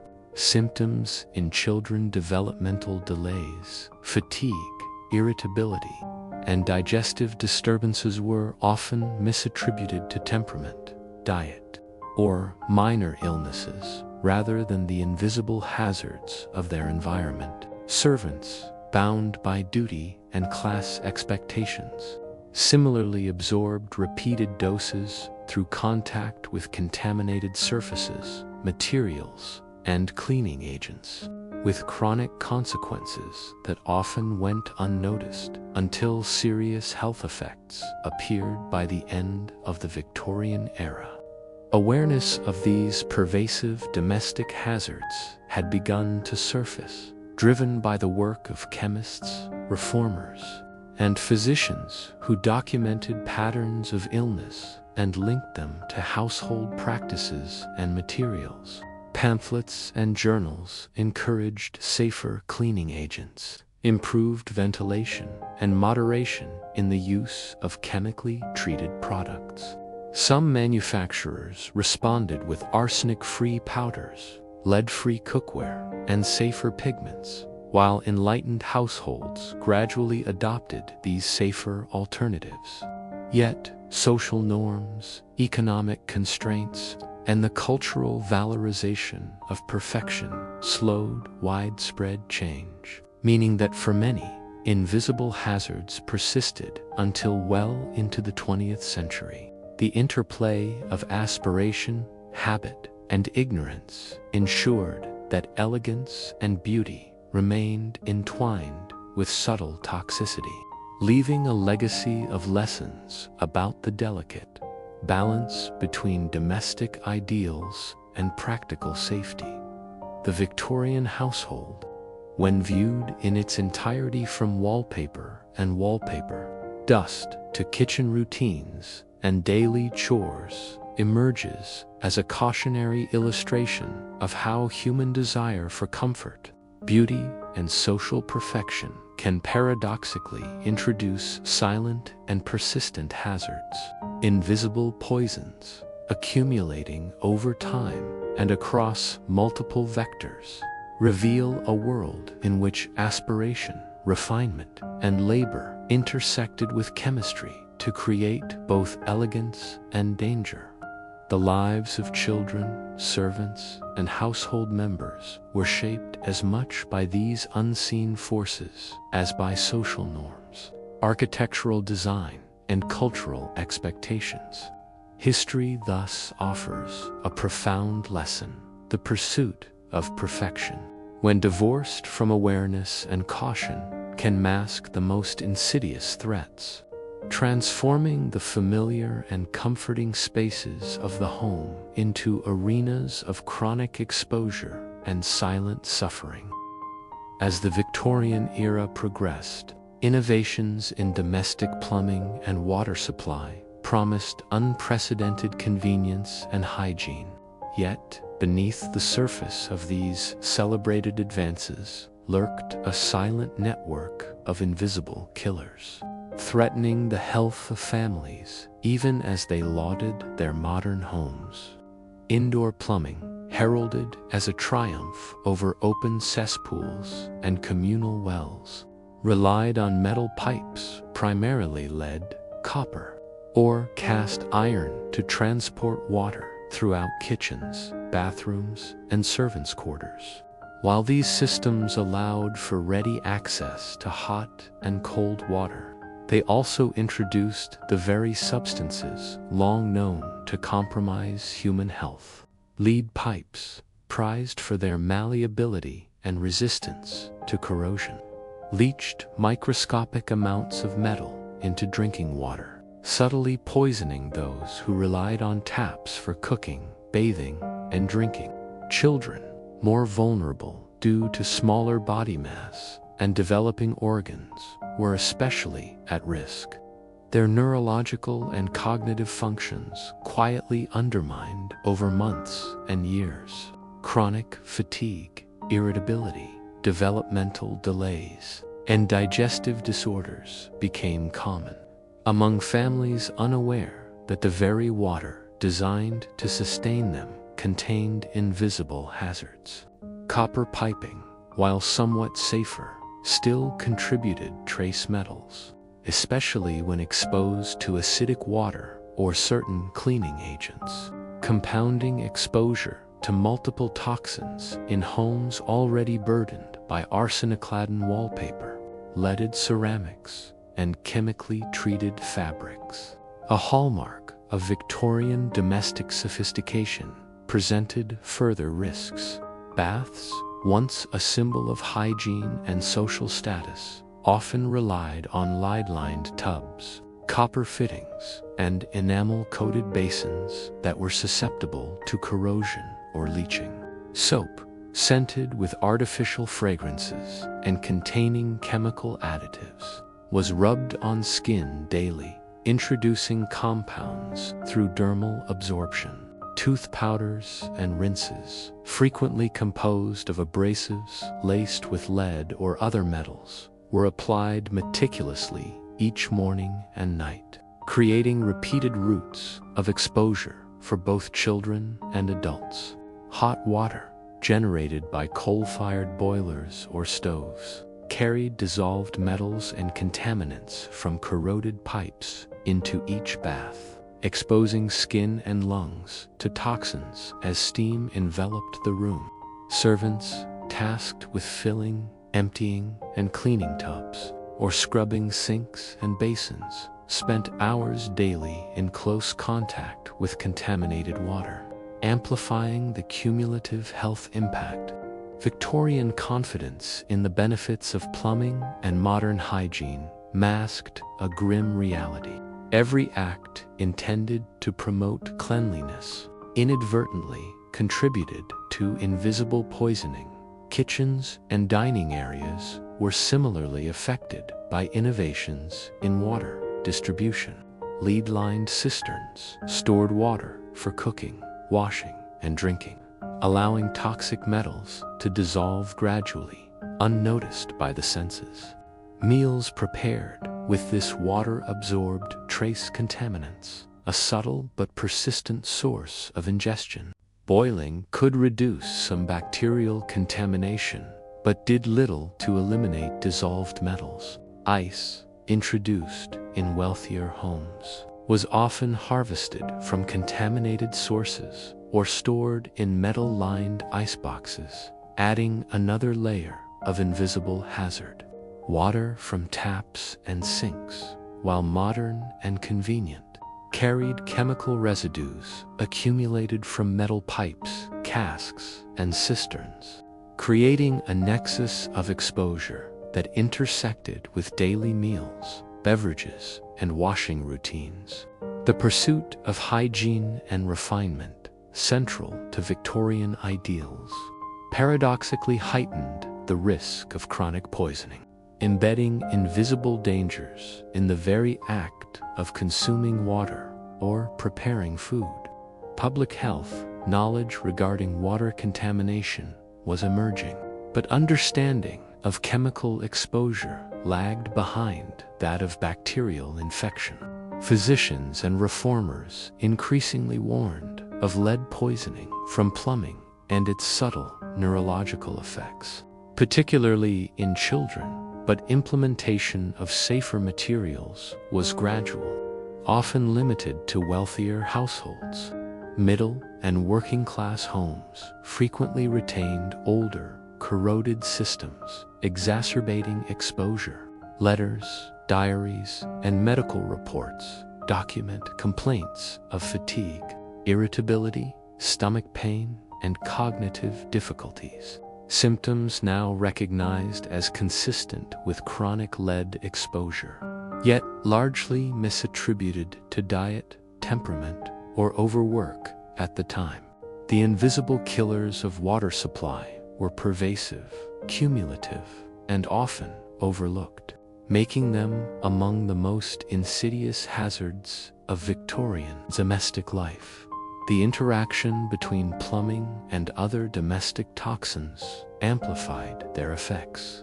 Water-carrying dissolved metals interacted with arsenic residues in wallpaper dust, lead from ceramics, and chemical compounds in cleaning products, creating a multifaceted environment of risk.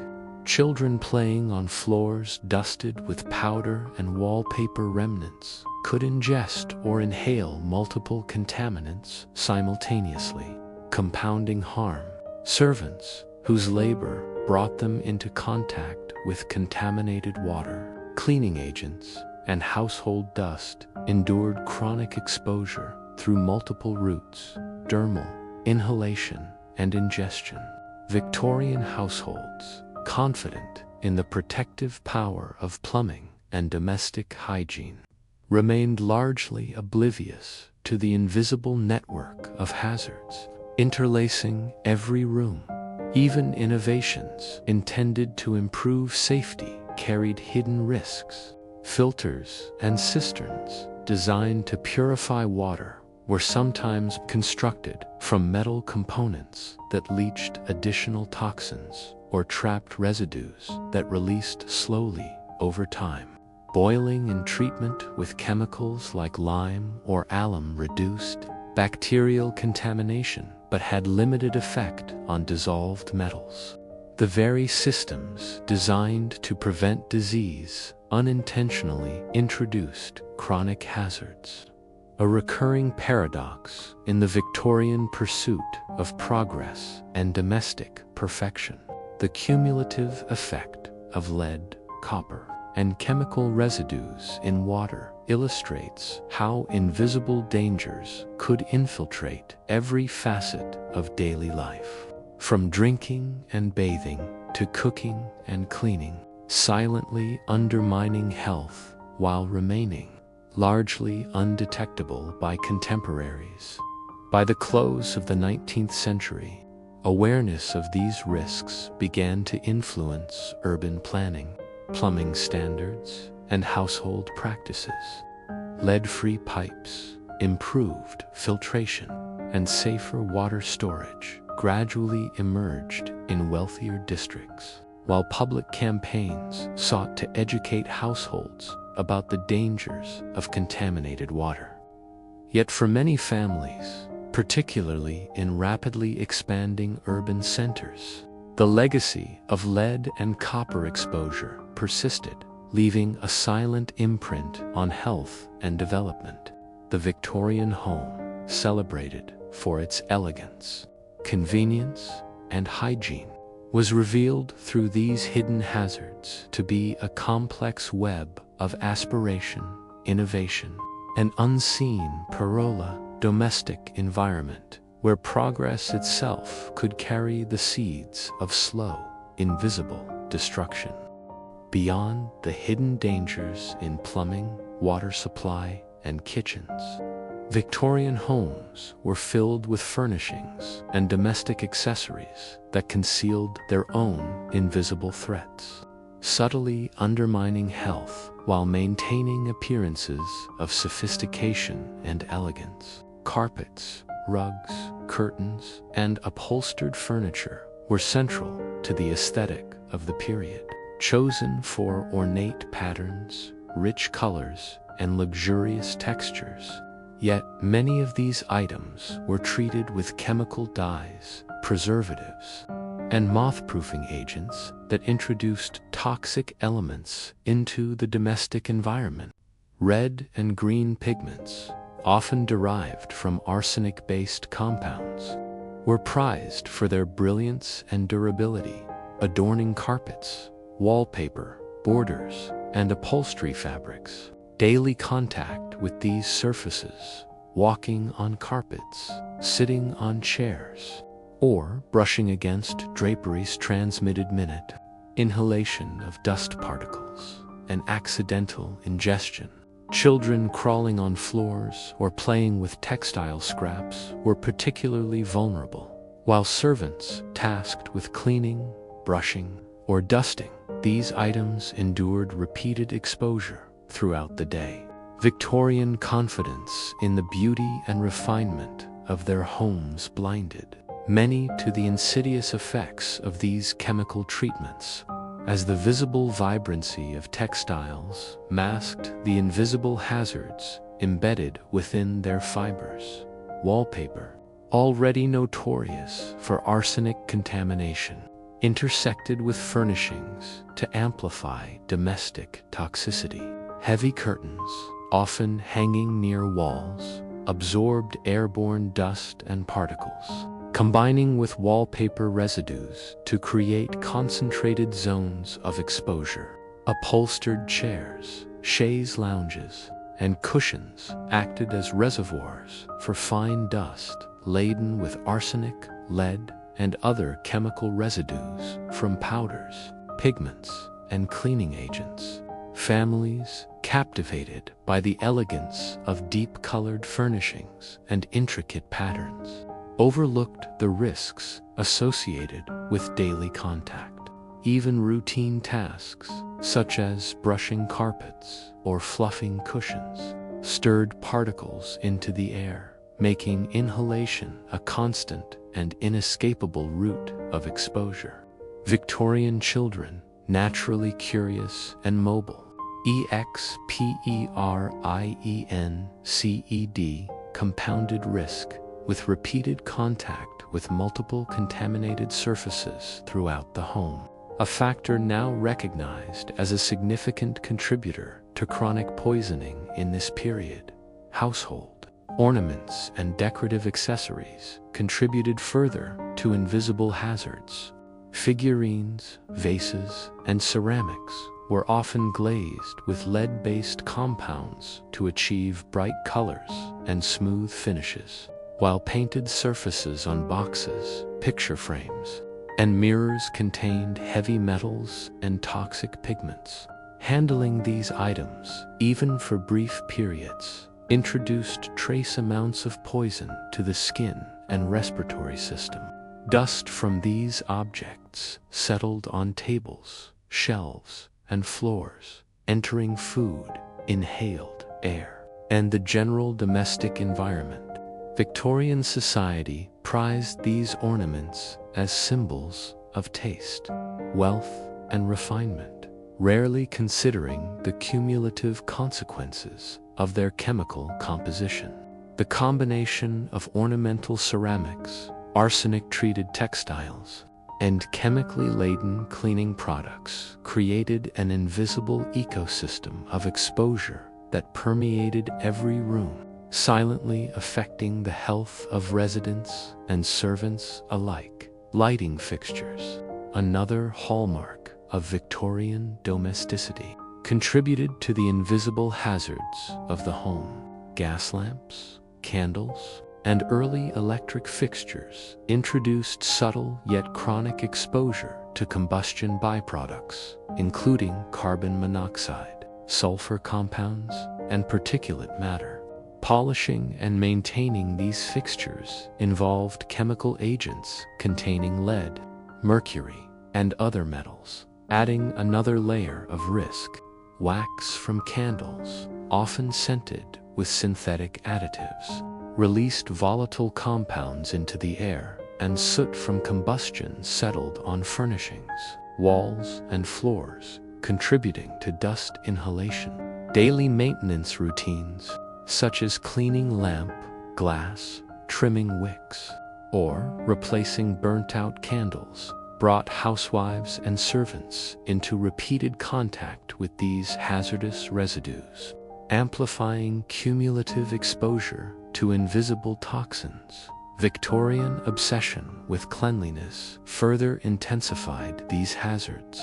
Polishing floors, wiping surfaces, and dusting with chemical-laden powders ensured continual contact with toxic compounds. Lead, arsenic, and mercury particles settled into fine dust, which drifted across rooms, settled on clothing, and contaminated surfaces touched by both residents and servants. Children absorbed these substances through play, and hand-to-mouth contact, often ingesting more than adults due to size and behavior, while servants faced ongoing dermal and respiratory exposure. Even the air in well-kept homes carried these invisible killers, blending chemical residues from wallpaper, furnishings, cosmetics, and cleaning agents into a pervasive environmental hazard by the late Victorian period. Medical and chemical research began linking decorative and domestic items to chronic illness, prompting some reform in manufacturing, dye composition, and household practices. Safer pigments, arsenic-free dyes, and lead-free ceramics slowly emerged. But adoption was uneven and often economically prohibitive for the majority of households.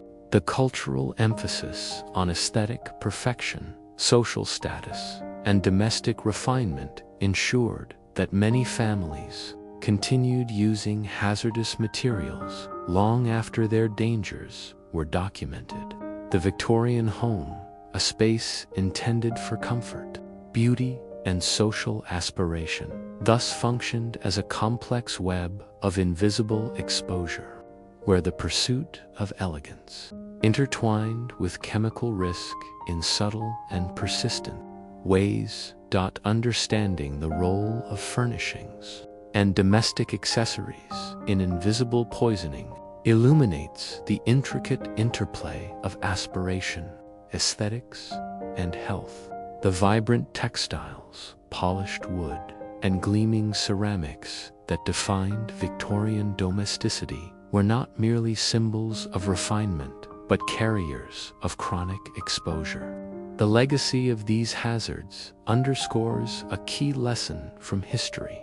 Appearances can conceal profound danger, and the pursuit of perfection, when divorced from awareness and caution, may have consequences that extend far beyond the visible surface of the home.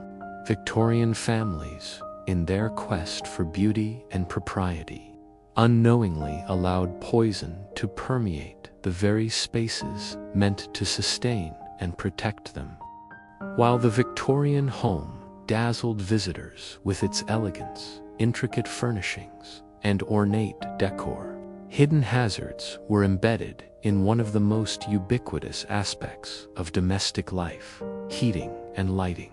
Coal-fired stoves, fireplaces, and gas lamps, designed to bring warmth and illumination, introduced invisible poisons that permeated the air and accumulated in household dust, creating chronic health risks for residents and servants alike. Coal, the primary fuel source, produced smoke rich in carbon monoxide, sulfur dioxide, and fine particulate matter. In poorly ventilated rooms, prolonged exposure to these emissions could cause headaches, dizziness, fatigue, and long-term respiratory damage. Servants, tasked with stoking fires, cleaning ashes, and transporting coal faced repeated exposure, inhaling concentrated fumes and absorbing toxic particulates through skin contact. Even in areas with chimneys and flues, inadequate maintenance or blockages allowed harmful gases to linger, subtly poisoning all inhabitants over time. Gaslighting, a hallmark of Victorian modernization, offered consistent illumination that enabled extended work, leisure, and study into the evening hours. Yet it carried its own hidden dangers. Gas lamps released traces of carbon monoxide, nitrogen oxides, and other combustion byproducts into the air, often unnoticed until chronic exposure manifested in persistent fatigue, nausea, or respiratory distress. Early domestic gas systems were prone to leaks, and even minor releases could accumulate in enclosed spaces, increasing the risk of poisoning. The process of lighting, maintaining, and cleaning gas fixtures exposed household members to residues from burned gas mantles, soot, and chemical deposits, while the open flame produced tiny particles of incomplete combustion that settled on surfaces throughout the home. Draperies, wallpaper, upholstery, and household dust absorbed these particles, creating an ongoing cycle of exposure long after the lamps were extinguished. Candles and oil lamps, often used as secondary or decorative sources of light, added to the invisible burden. Wicks treated with chemical additives to enhance burning, scented waxes, and residual soot from flame combustion contributed fine particulate matter and volatile organic compounds to the air. Daily cleaning of soot-stained surfaces, polishing lamp glass, and trimming wicks exposed residents and servants to chemicals they could neither see nor smell in concentrations sufficient to cause cumulative harm. The combined effect of coal, gas, and candle emissions created a multi-source contamination pathway in which inhalation, dermal contact, and indirect ingestion of particulates became routine. Silent mechanisms of poisoning. Heating systems themselves introduced additional hazards beyond direct emissions. Cast iron radiators, stoves, and boilers were often painted with lead-based coatings to prevent rust, while metal fittings and pipes leached trace metals into contact areas during routine cleaning. Servants who scrubbed, dusted, or polished these surfaces were unknowingly exposed to lead dust, which, when combined with exposure from other household sources, accumulated in the body over years. The Victorian emphasis on cleanliness and the maintenance of polished surfaces ironically heightened these risks, ensuring that daily chores designed to protect the home actually reinforced the invisible cycle of exposure.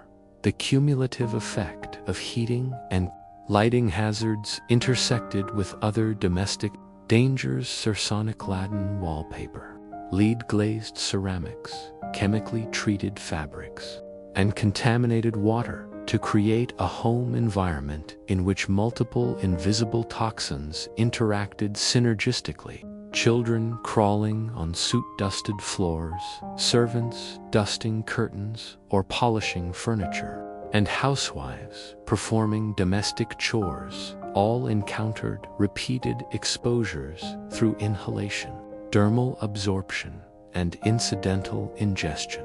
Chronic symptoms: fatigue, respiratory issues, headaches, neurological disturbances, and gastrointestinal complaints became common. Yet the connection to these invisible domestic killers was rarely recognized by contemporaries. Physicians of the era often misattributed these ailments to overwork, poor diet, or nervous temperament, leaving the underlying causes unaddressed. By the close of the 19th century, awareness of these risks began to influence architectural design, home ventilation practices, and urban planning. Chimneys, flues, and ventilation shafts were improved, and gas systems were monitored for leaks, though implementation was uneven and dependent on household wealth and social awareness. Modernization efforts, however, rarely addressed the broader context of chemical exposure from cleaning products, furnishings, wallpaper, and cooking materials, leaving households partially protected yet still vulnerable.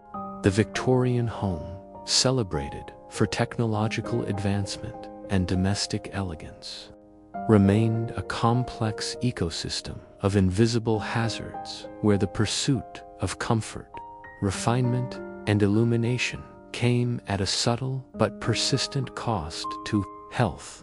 Understanding the role of heating and lighting in Victorian domestic Poisoning underscores a recurring paradox. The very technologies intended to improve quality of life, warmth, illumination, convenience often introduced invisible risks that compounded other domestic hazards. Coal, gas, and candles, combined with lead-painted surfaces and soot accumulation, illustrate how routine practices could gradually undermine the health of residents while remaining largely imperceptible.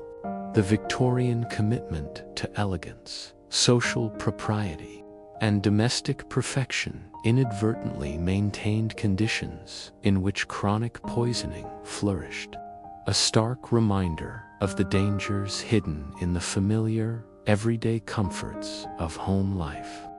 By the final decades of the Victorian era, the cumulative effects of invisible toxins in homes' arsenic-laden wallpaper, lead-glazed ceramics, chemical-laden fabrics, contaminated water, coal, smoke, gas, fumes, and cleaning powders had begun to leave a profound mark on the health and daily lives of residents. Families, believing in the sanctity and safety of domestic spaces, were unwittingly subjected to chronic poisoning that infiltrated every facet of home life, from the kitchen and parlor to bedrooms and bathrooms.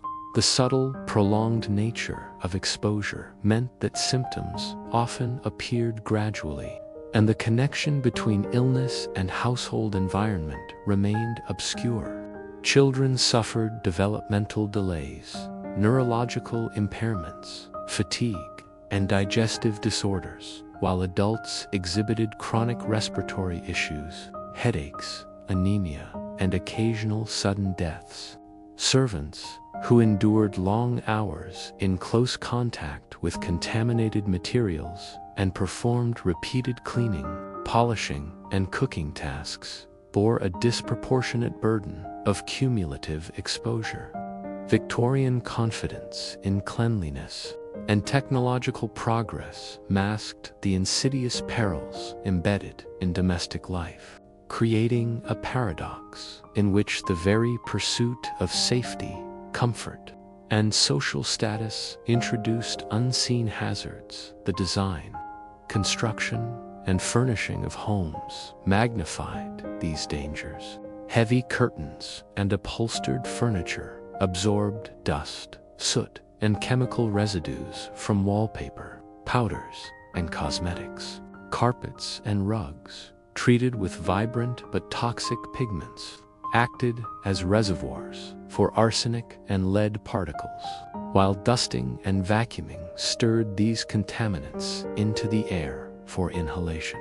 Wallpaper, with its notorious green arsenic pigments, released dust that settled on floors, surfaces, and clothing, and was ingested or inhaled daily by children and adults alike. Kitchen practices, including the use of lead-glazed ceramics, chemically treated water, copper pots, and food adulterants, ensured repeated ingestion of toxic substances. Cleaning agents, designed to maintain domestic perfection, introduced further chemical exposure, while coal stoves, fireplaces, gas lamps, and candles contributed airborne pollutants that lingered throughout rooms. The interplay of these hazards created a synergistic effect. The sum of exposure from multiple sources was often more harmful than any single agent, compounding the silent impact on health and development. Medical understanding during this period was limited, and many of the subtle symptoms of chronic poisoning were misattributed to overwork, nervous disorders, diet, or general weakness. Doctors lacked the diagnostic tools to link neurological, gastrointestinal, and respiratory ailments to invisible household toxins, leaving families unaware of the true source of their suffering. Diaries, letters, and journals from the era hint at patterns of recurring illness, fatigue, and unexplained deaths. Yet social norms and limited scientific knowledge prevented recognition of the environmental factors at play. Children were particularly vulnerable, both physiologically and behaviorally, with their curiosity, hand-to-mouth habits, and developing systems, making them ideal targets for cumulative toxicity. Servants, often of lower social status, endured years of exposure with little acknowledgement, and their health consequences were rarely documented.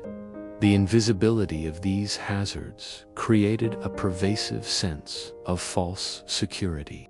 As families maintained the outward appearance of refined, healthy households, while invisible poisons steadily undermined their vitality beyond individual health. The social and cultural implications of domestic toxins were significant. Families equated cleanliness, elegance, and technological sophistication with moral and social superiority, investing in ornate furnishings, polished floors, and intricate household routines. Yet these very markers of refinement, the bright wallpapers, vivid fabrics, chemical polishes, and modern conveniences, served as conduits for chronic exposure. Social aspiration, a driving force of Victorian culture, inadvertently reinforced the invisible hazards, ensuring that the pursuit of perfection remained intertwined with harm. Even educational and social institutions reinforced these ideals, emphasizing the importance of domestic management, aesthetic sensibility, and adherence to contemporary trends in furnishing and hygiene, further embedding the hazards into everyday practice.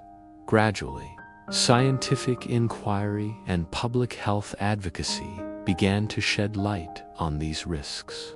Physicians, chemists, and reformers documented cases of arsenic, lead, and chemical poisoning, highlighting the cumulative dangers of wallpaper, cookware, fabrics, and cleaning agents. Campaigns for safer materials, lead-free ceramics, non-toxic pigments, improved ventilation, and better water systems emerged. Though adoption was uneven and often limited by cost, tradition, or skepticism. Urban reforms targeted sanitation and plumbing, while safer household products slowly replaced the most hazardous compounds. Yet many families continued practices that had been standard for decades, perpetuating the cycle of invisible exposure. Historical analysis reveals that the Victorian domestic environment was not inherently malevolent.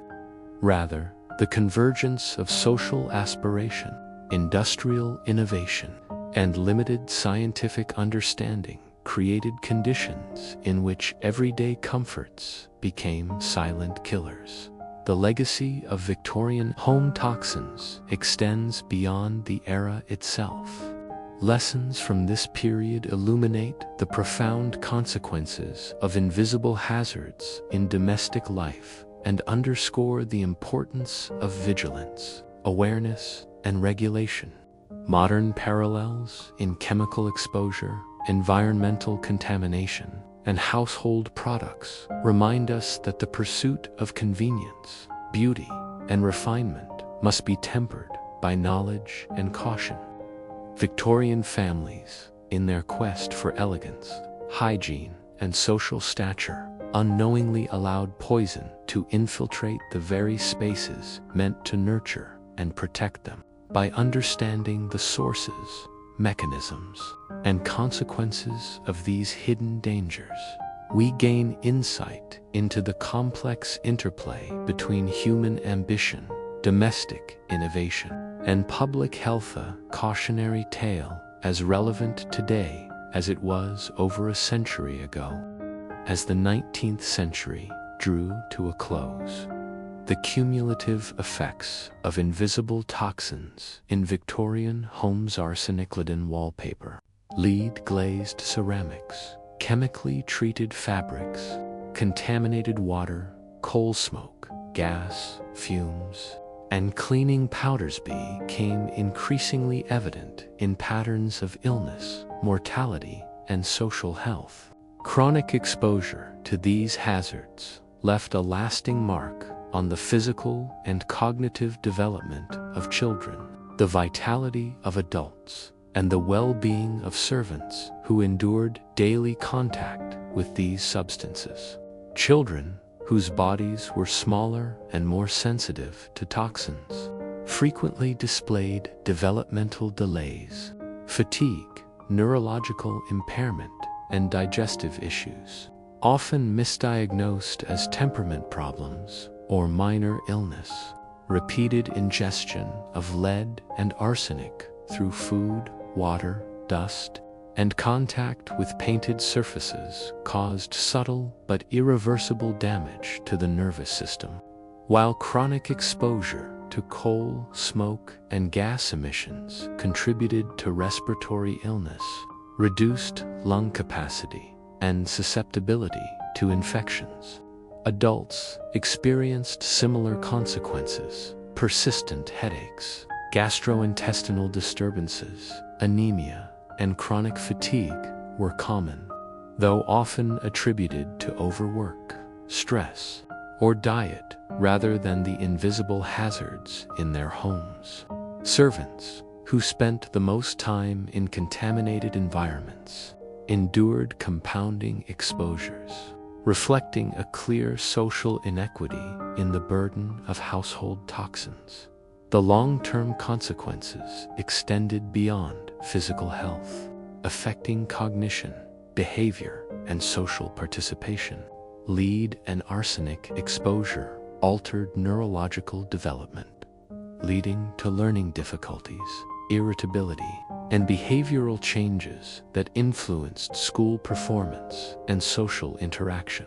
Adults, subject to chronic fatigue, respiratory issues, and digestive disturbances, faced limitations in labor, productivity, and quality of life.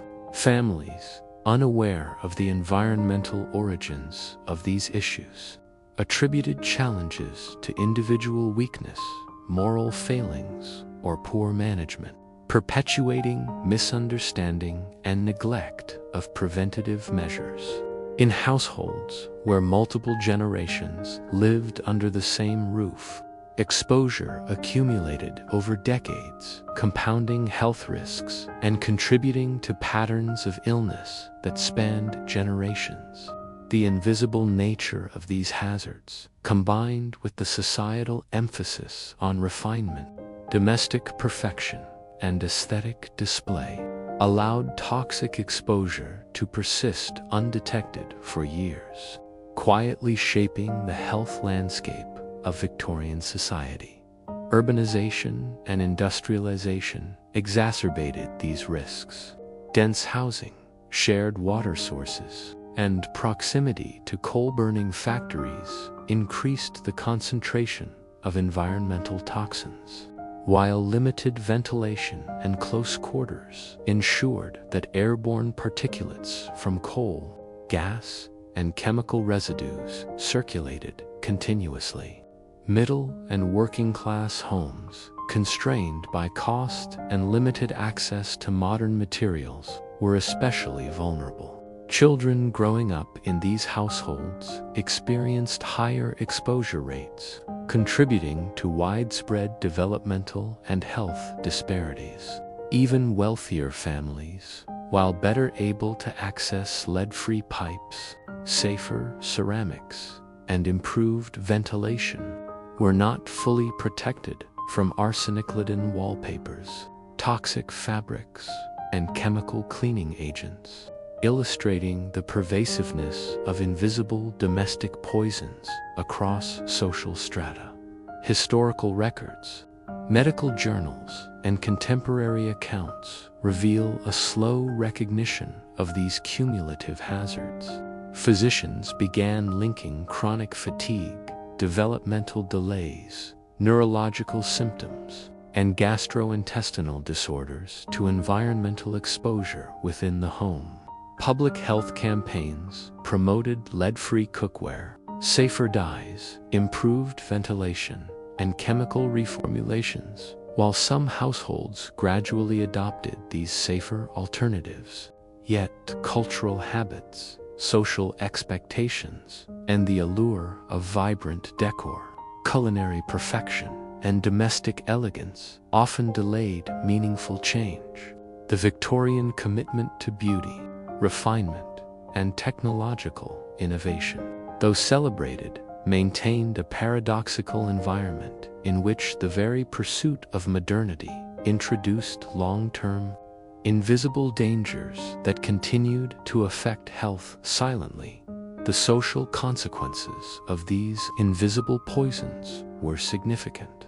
Families often misunderstood the origins of chronic illness, attributing it to moral weakness, diet, or overwork, while servants endured disproportionate health burdens due to occupational exposure. Cognitive impairments in children influenced educational attainment and social mobility, while chronic illnesses in adults affected labor, income, and quality of life.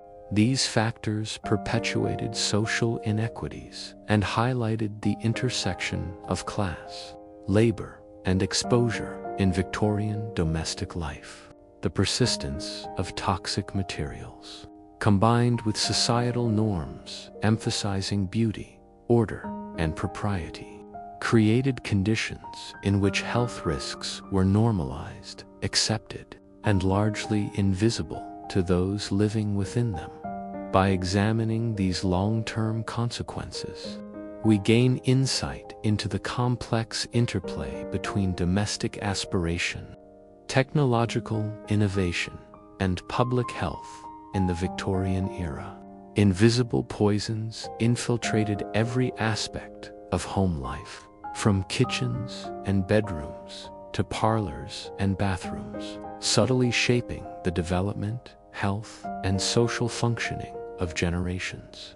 The lessons of the Victorian household underscore the critical importance of awareness, regulation, and scientific understanding in mitigating the hidden dangers of domestic spaces. They serve as a historical warning. Even the most carefully maintained, beautiful, and technologically advanced homes can harbor silent threats when knowledge, vigilance, and caution are absent. The Victorian household, with its intricate furnishings, elegant decor, and technological innovations, ultimately serves as a stark illustration of how the pursuit of beauty, refinement, and domestic perfection can intersect with invisible hazards to profoundly affect human health.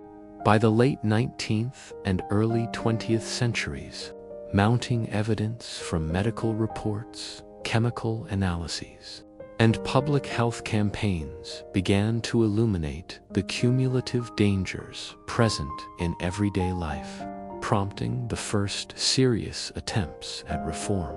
Chemists identified arsenic in wallpapers, lead in plumbing and ceramics, and toxic pigments in fabrics and toys, while physicians documented patterns of neurological, gastrointestinal, and respiratory illness consistent with chronic exposure to these substances.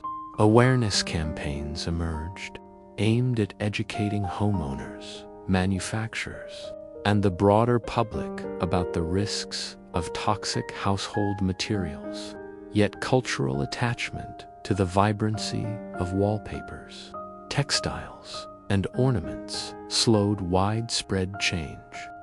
The Victorian obsession with elegance, social status, and domestic achievement remained a barrier, as families weighed the visible beauty and comfort of their homes against the invisible health risks now increasingly recognized. Regulatory reform slowly followed, driven by the combined efforts of scientific advocacy, public health concerns, and growing recognition of social inequities. Governments and local authorities began to regulate the use of arsenic in wallpaper, lead in pipes and ceramics, and toxic dyes in textiles, marking a turning point in the relationship between domestic innovation and health. Safer alternatives were developed: lead-free ceramics and plumbing, arsenic-free pigments, and chemical substitutes for cleaning powders and dyes gradually entered the market. Urban planning initiatives aimed to improve ventilation, reduce overcrowding, and ensure cleaner water supplies, mitigating the risks posed by airborne particulates and contaminated drinking water. Wealthier households were often the first to adopt these improvements, while working-class and rural homes lagged, reflecting persistent disparities in exposure and risk. Nonetheless, these reforms established a foundation for modern environmental and public health standards, emphasizing the importance of combining innovation with safety, regulation, and awareness. The lessons of the Victorian household extend beyond historical curiosity, offering critical insights for contemporary domestic life. First, the pursuit of comfort, aesthetics, and social prestige must be balanced with careful consideration of health and safety. Invisible hazards, whether chemical, environmental, or structural, can accumulate over time, producing chronic effects that are not immediately apparent. Second, regulation, scientific research, and public education are essential for mitigating risks and preventing harm. The slow recognition of toxic household materials in the Victorian era demonstrates the consequences of delayed awareness, emphasizing the importance of proactive policies and informed consumer choices. Third, attention to cumulative exposure and the interaction of multiple hazards is crucial. Wallpaper, dust, leaded ceramics, contaminated water, and coal or gas emissions interacted in ways that magnified risk, illustrating that individual interventions, while beneficial, may be insufficient if broader environmental factors remain unaddressed. Social and cultural reflections also emerge from this history. The Victorian commitment to domestic perfection, elegance, and technological advancement shaped the behavior and expectations of families, children, and servants, intertwining aesthetic values with daily practices that inadvertently reinforced exposure to toxins. Servants, often of lower social status, bore a disproportionate burden, highlighting enduring patterns of environmental injustice and occupational risk. Children, especially sensitive to chemical and metal exposure, experienced developmental consequences that echoed across generations. By understanding the interplay of culture, technology, and health, modern society can better recognize the hidden costs of convenience, beauty, and domestic aspiration. Applying these lessons to contemporary issues such as chemical exposure in household products, indoor air quality, and environmental justice, the Victorian household's legacy is thus both cautionary and instructive. It reveals how well-intentioned innovations and cultural ideals can produce unforeseen and insidious consequences. Yet it also demonstrates the potential for reform, awareness, and technological adaptation to mitigate harm. Today, as we navigate the complexities of modern living with synthetic materials, industrial chemicals, and advanced technologies embedded in our homes, the experiences of Victorian families remind us to remain vigilant, informed, and proactive. Safety, awareness, and thoughtful regulation must accompany the pursuit of domestic comfort and social refinement, ensuring that the invisible hazards of modern life are recognized, managed, and prevented before they compromise health and well-being. Ultimately, the story of the Victorian home is a story of paradox. Spaces designed to nurture, comfort, and elevate social status simultaneously introduced silent killers that compromised health across generations.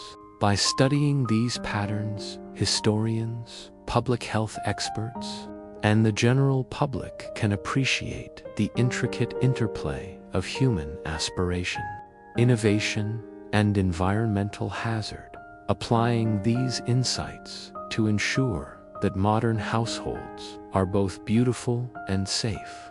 Awareness, vigilance, and responsible innovation emerge as the enduring lessons from a period in which elegance and peril existed side by side, forever shaping our understanding of the domestic environment and its profound impact on human health.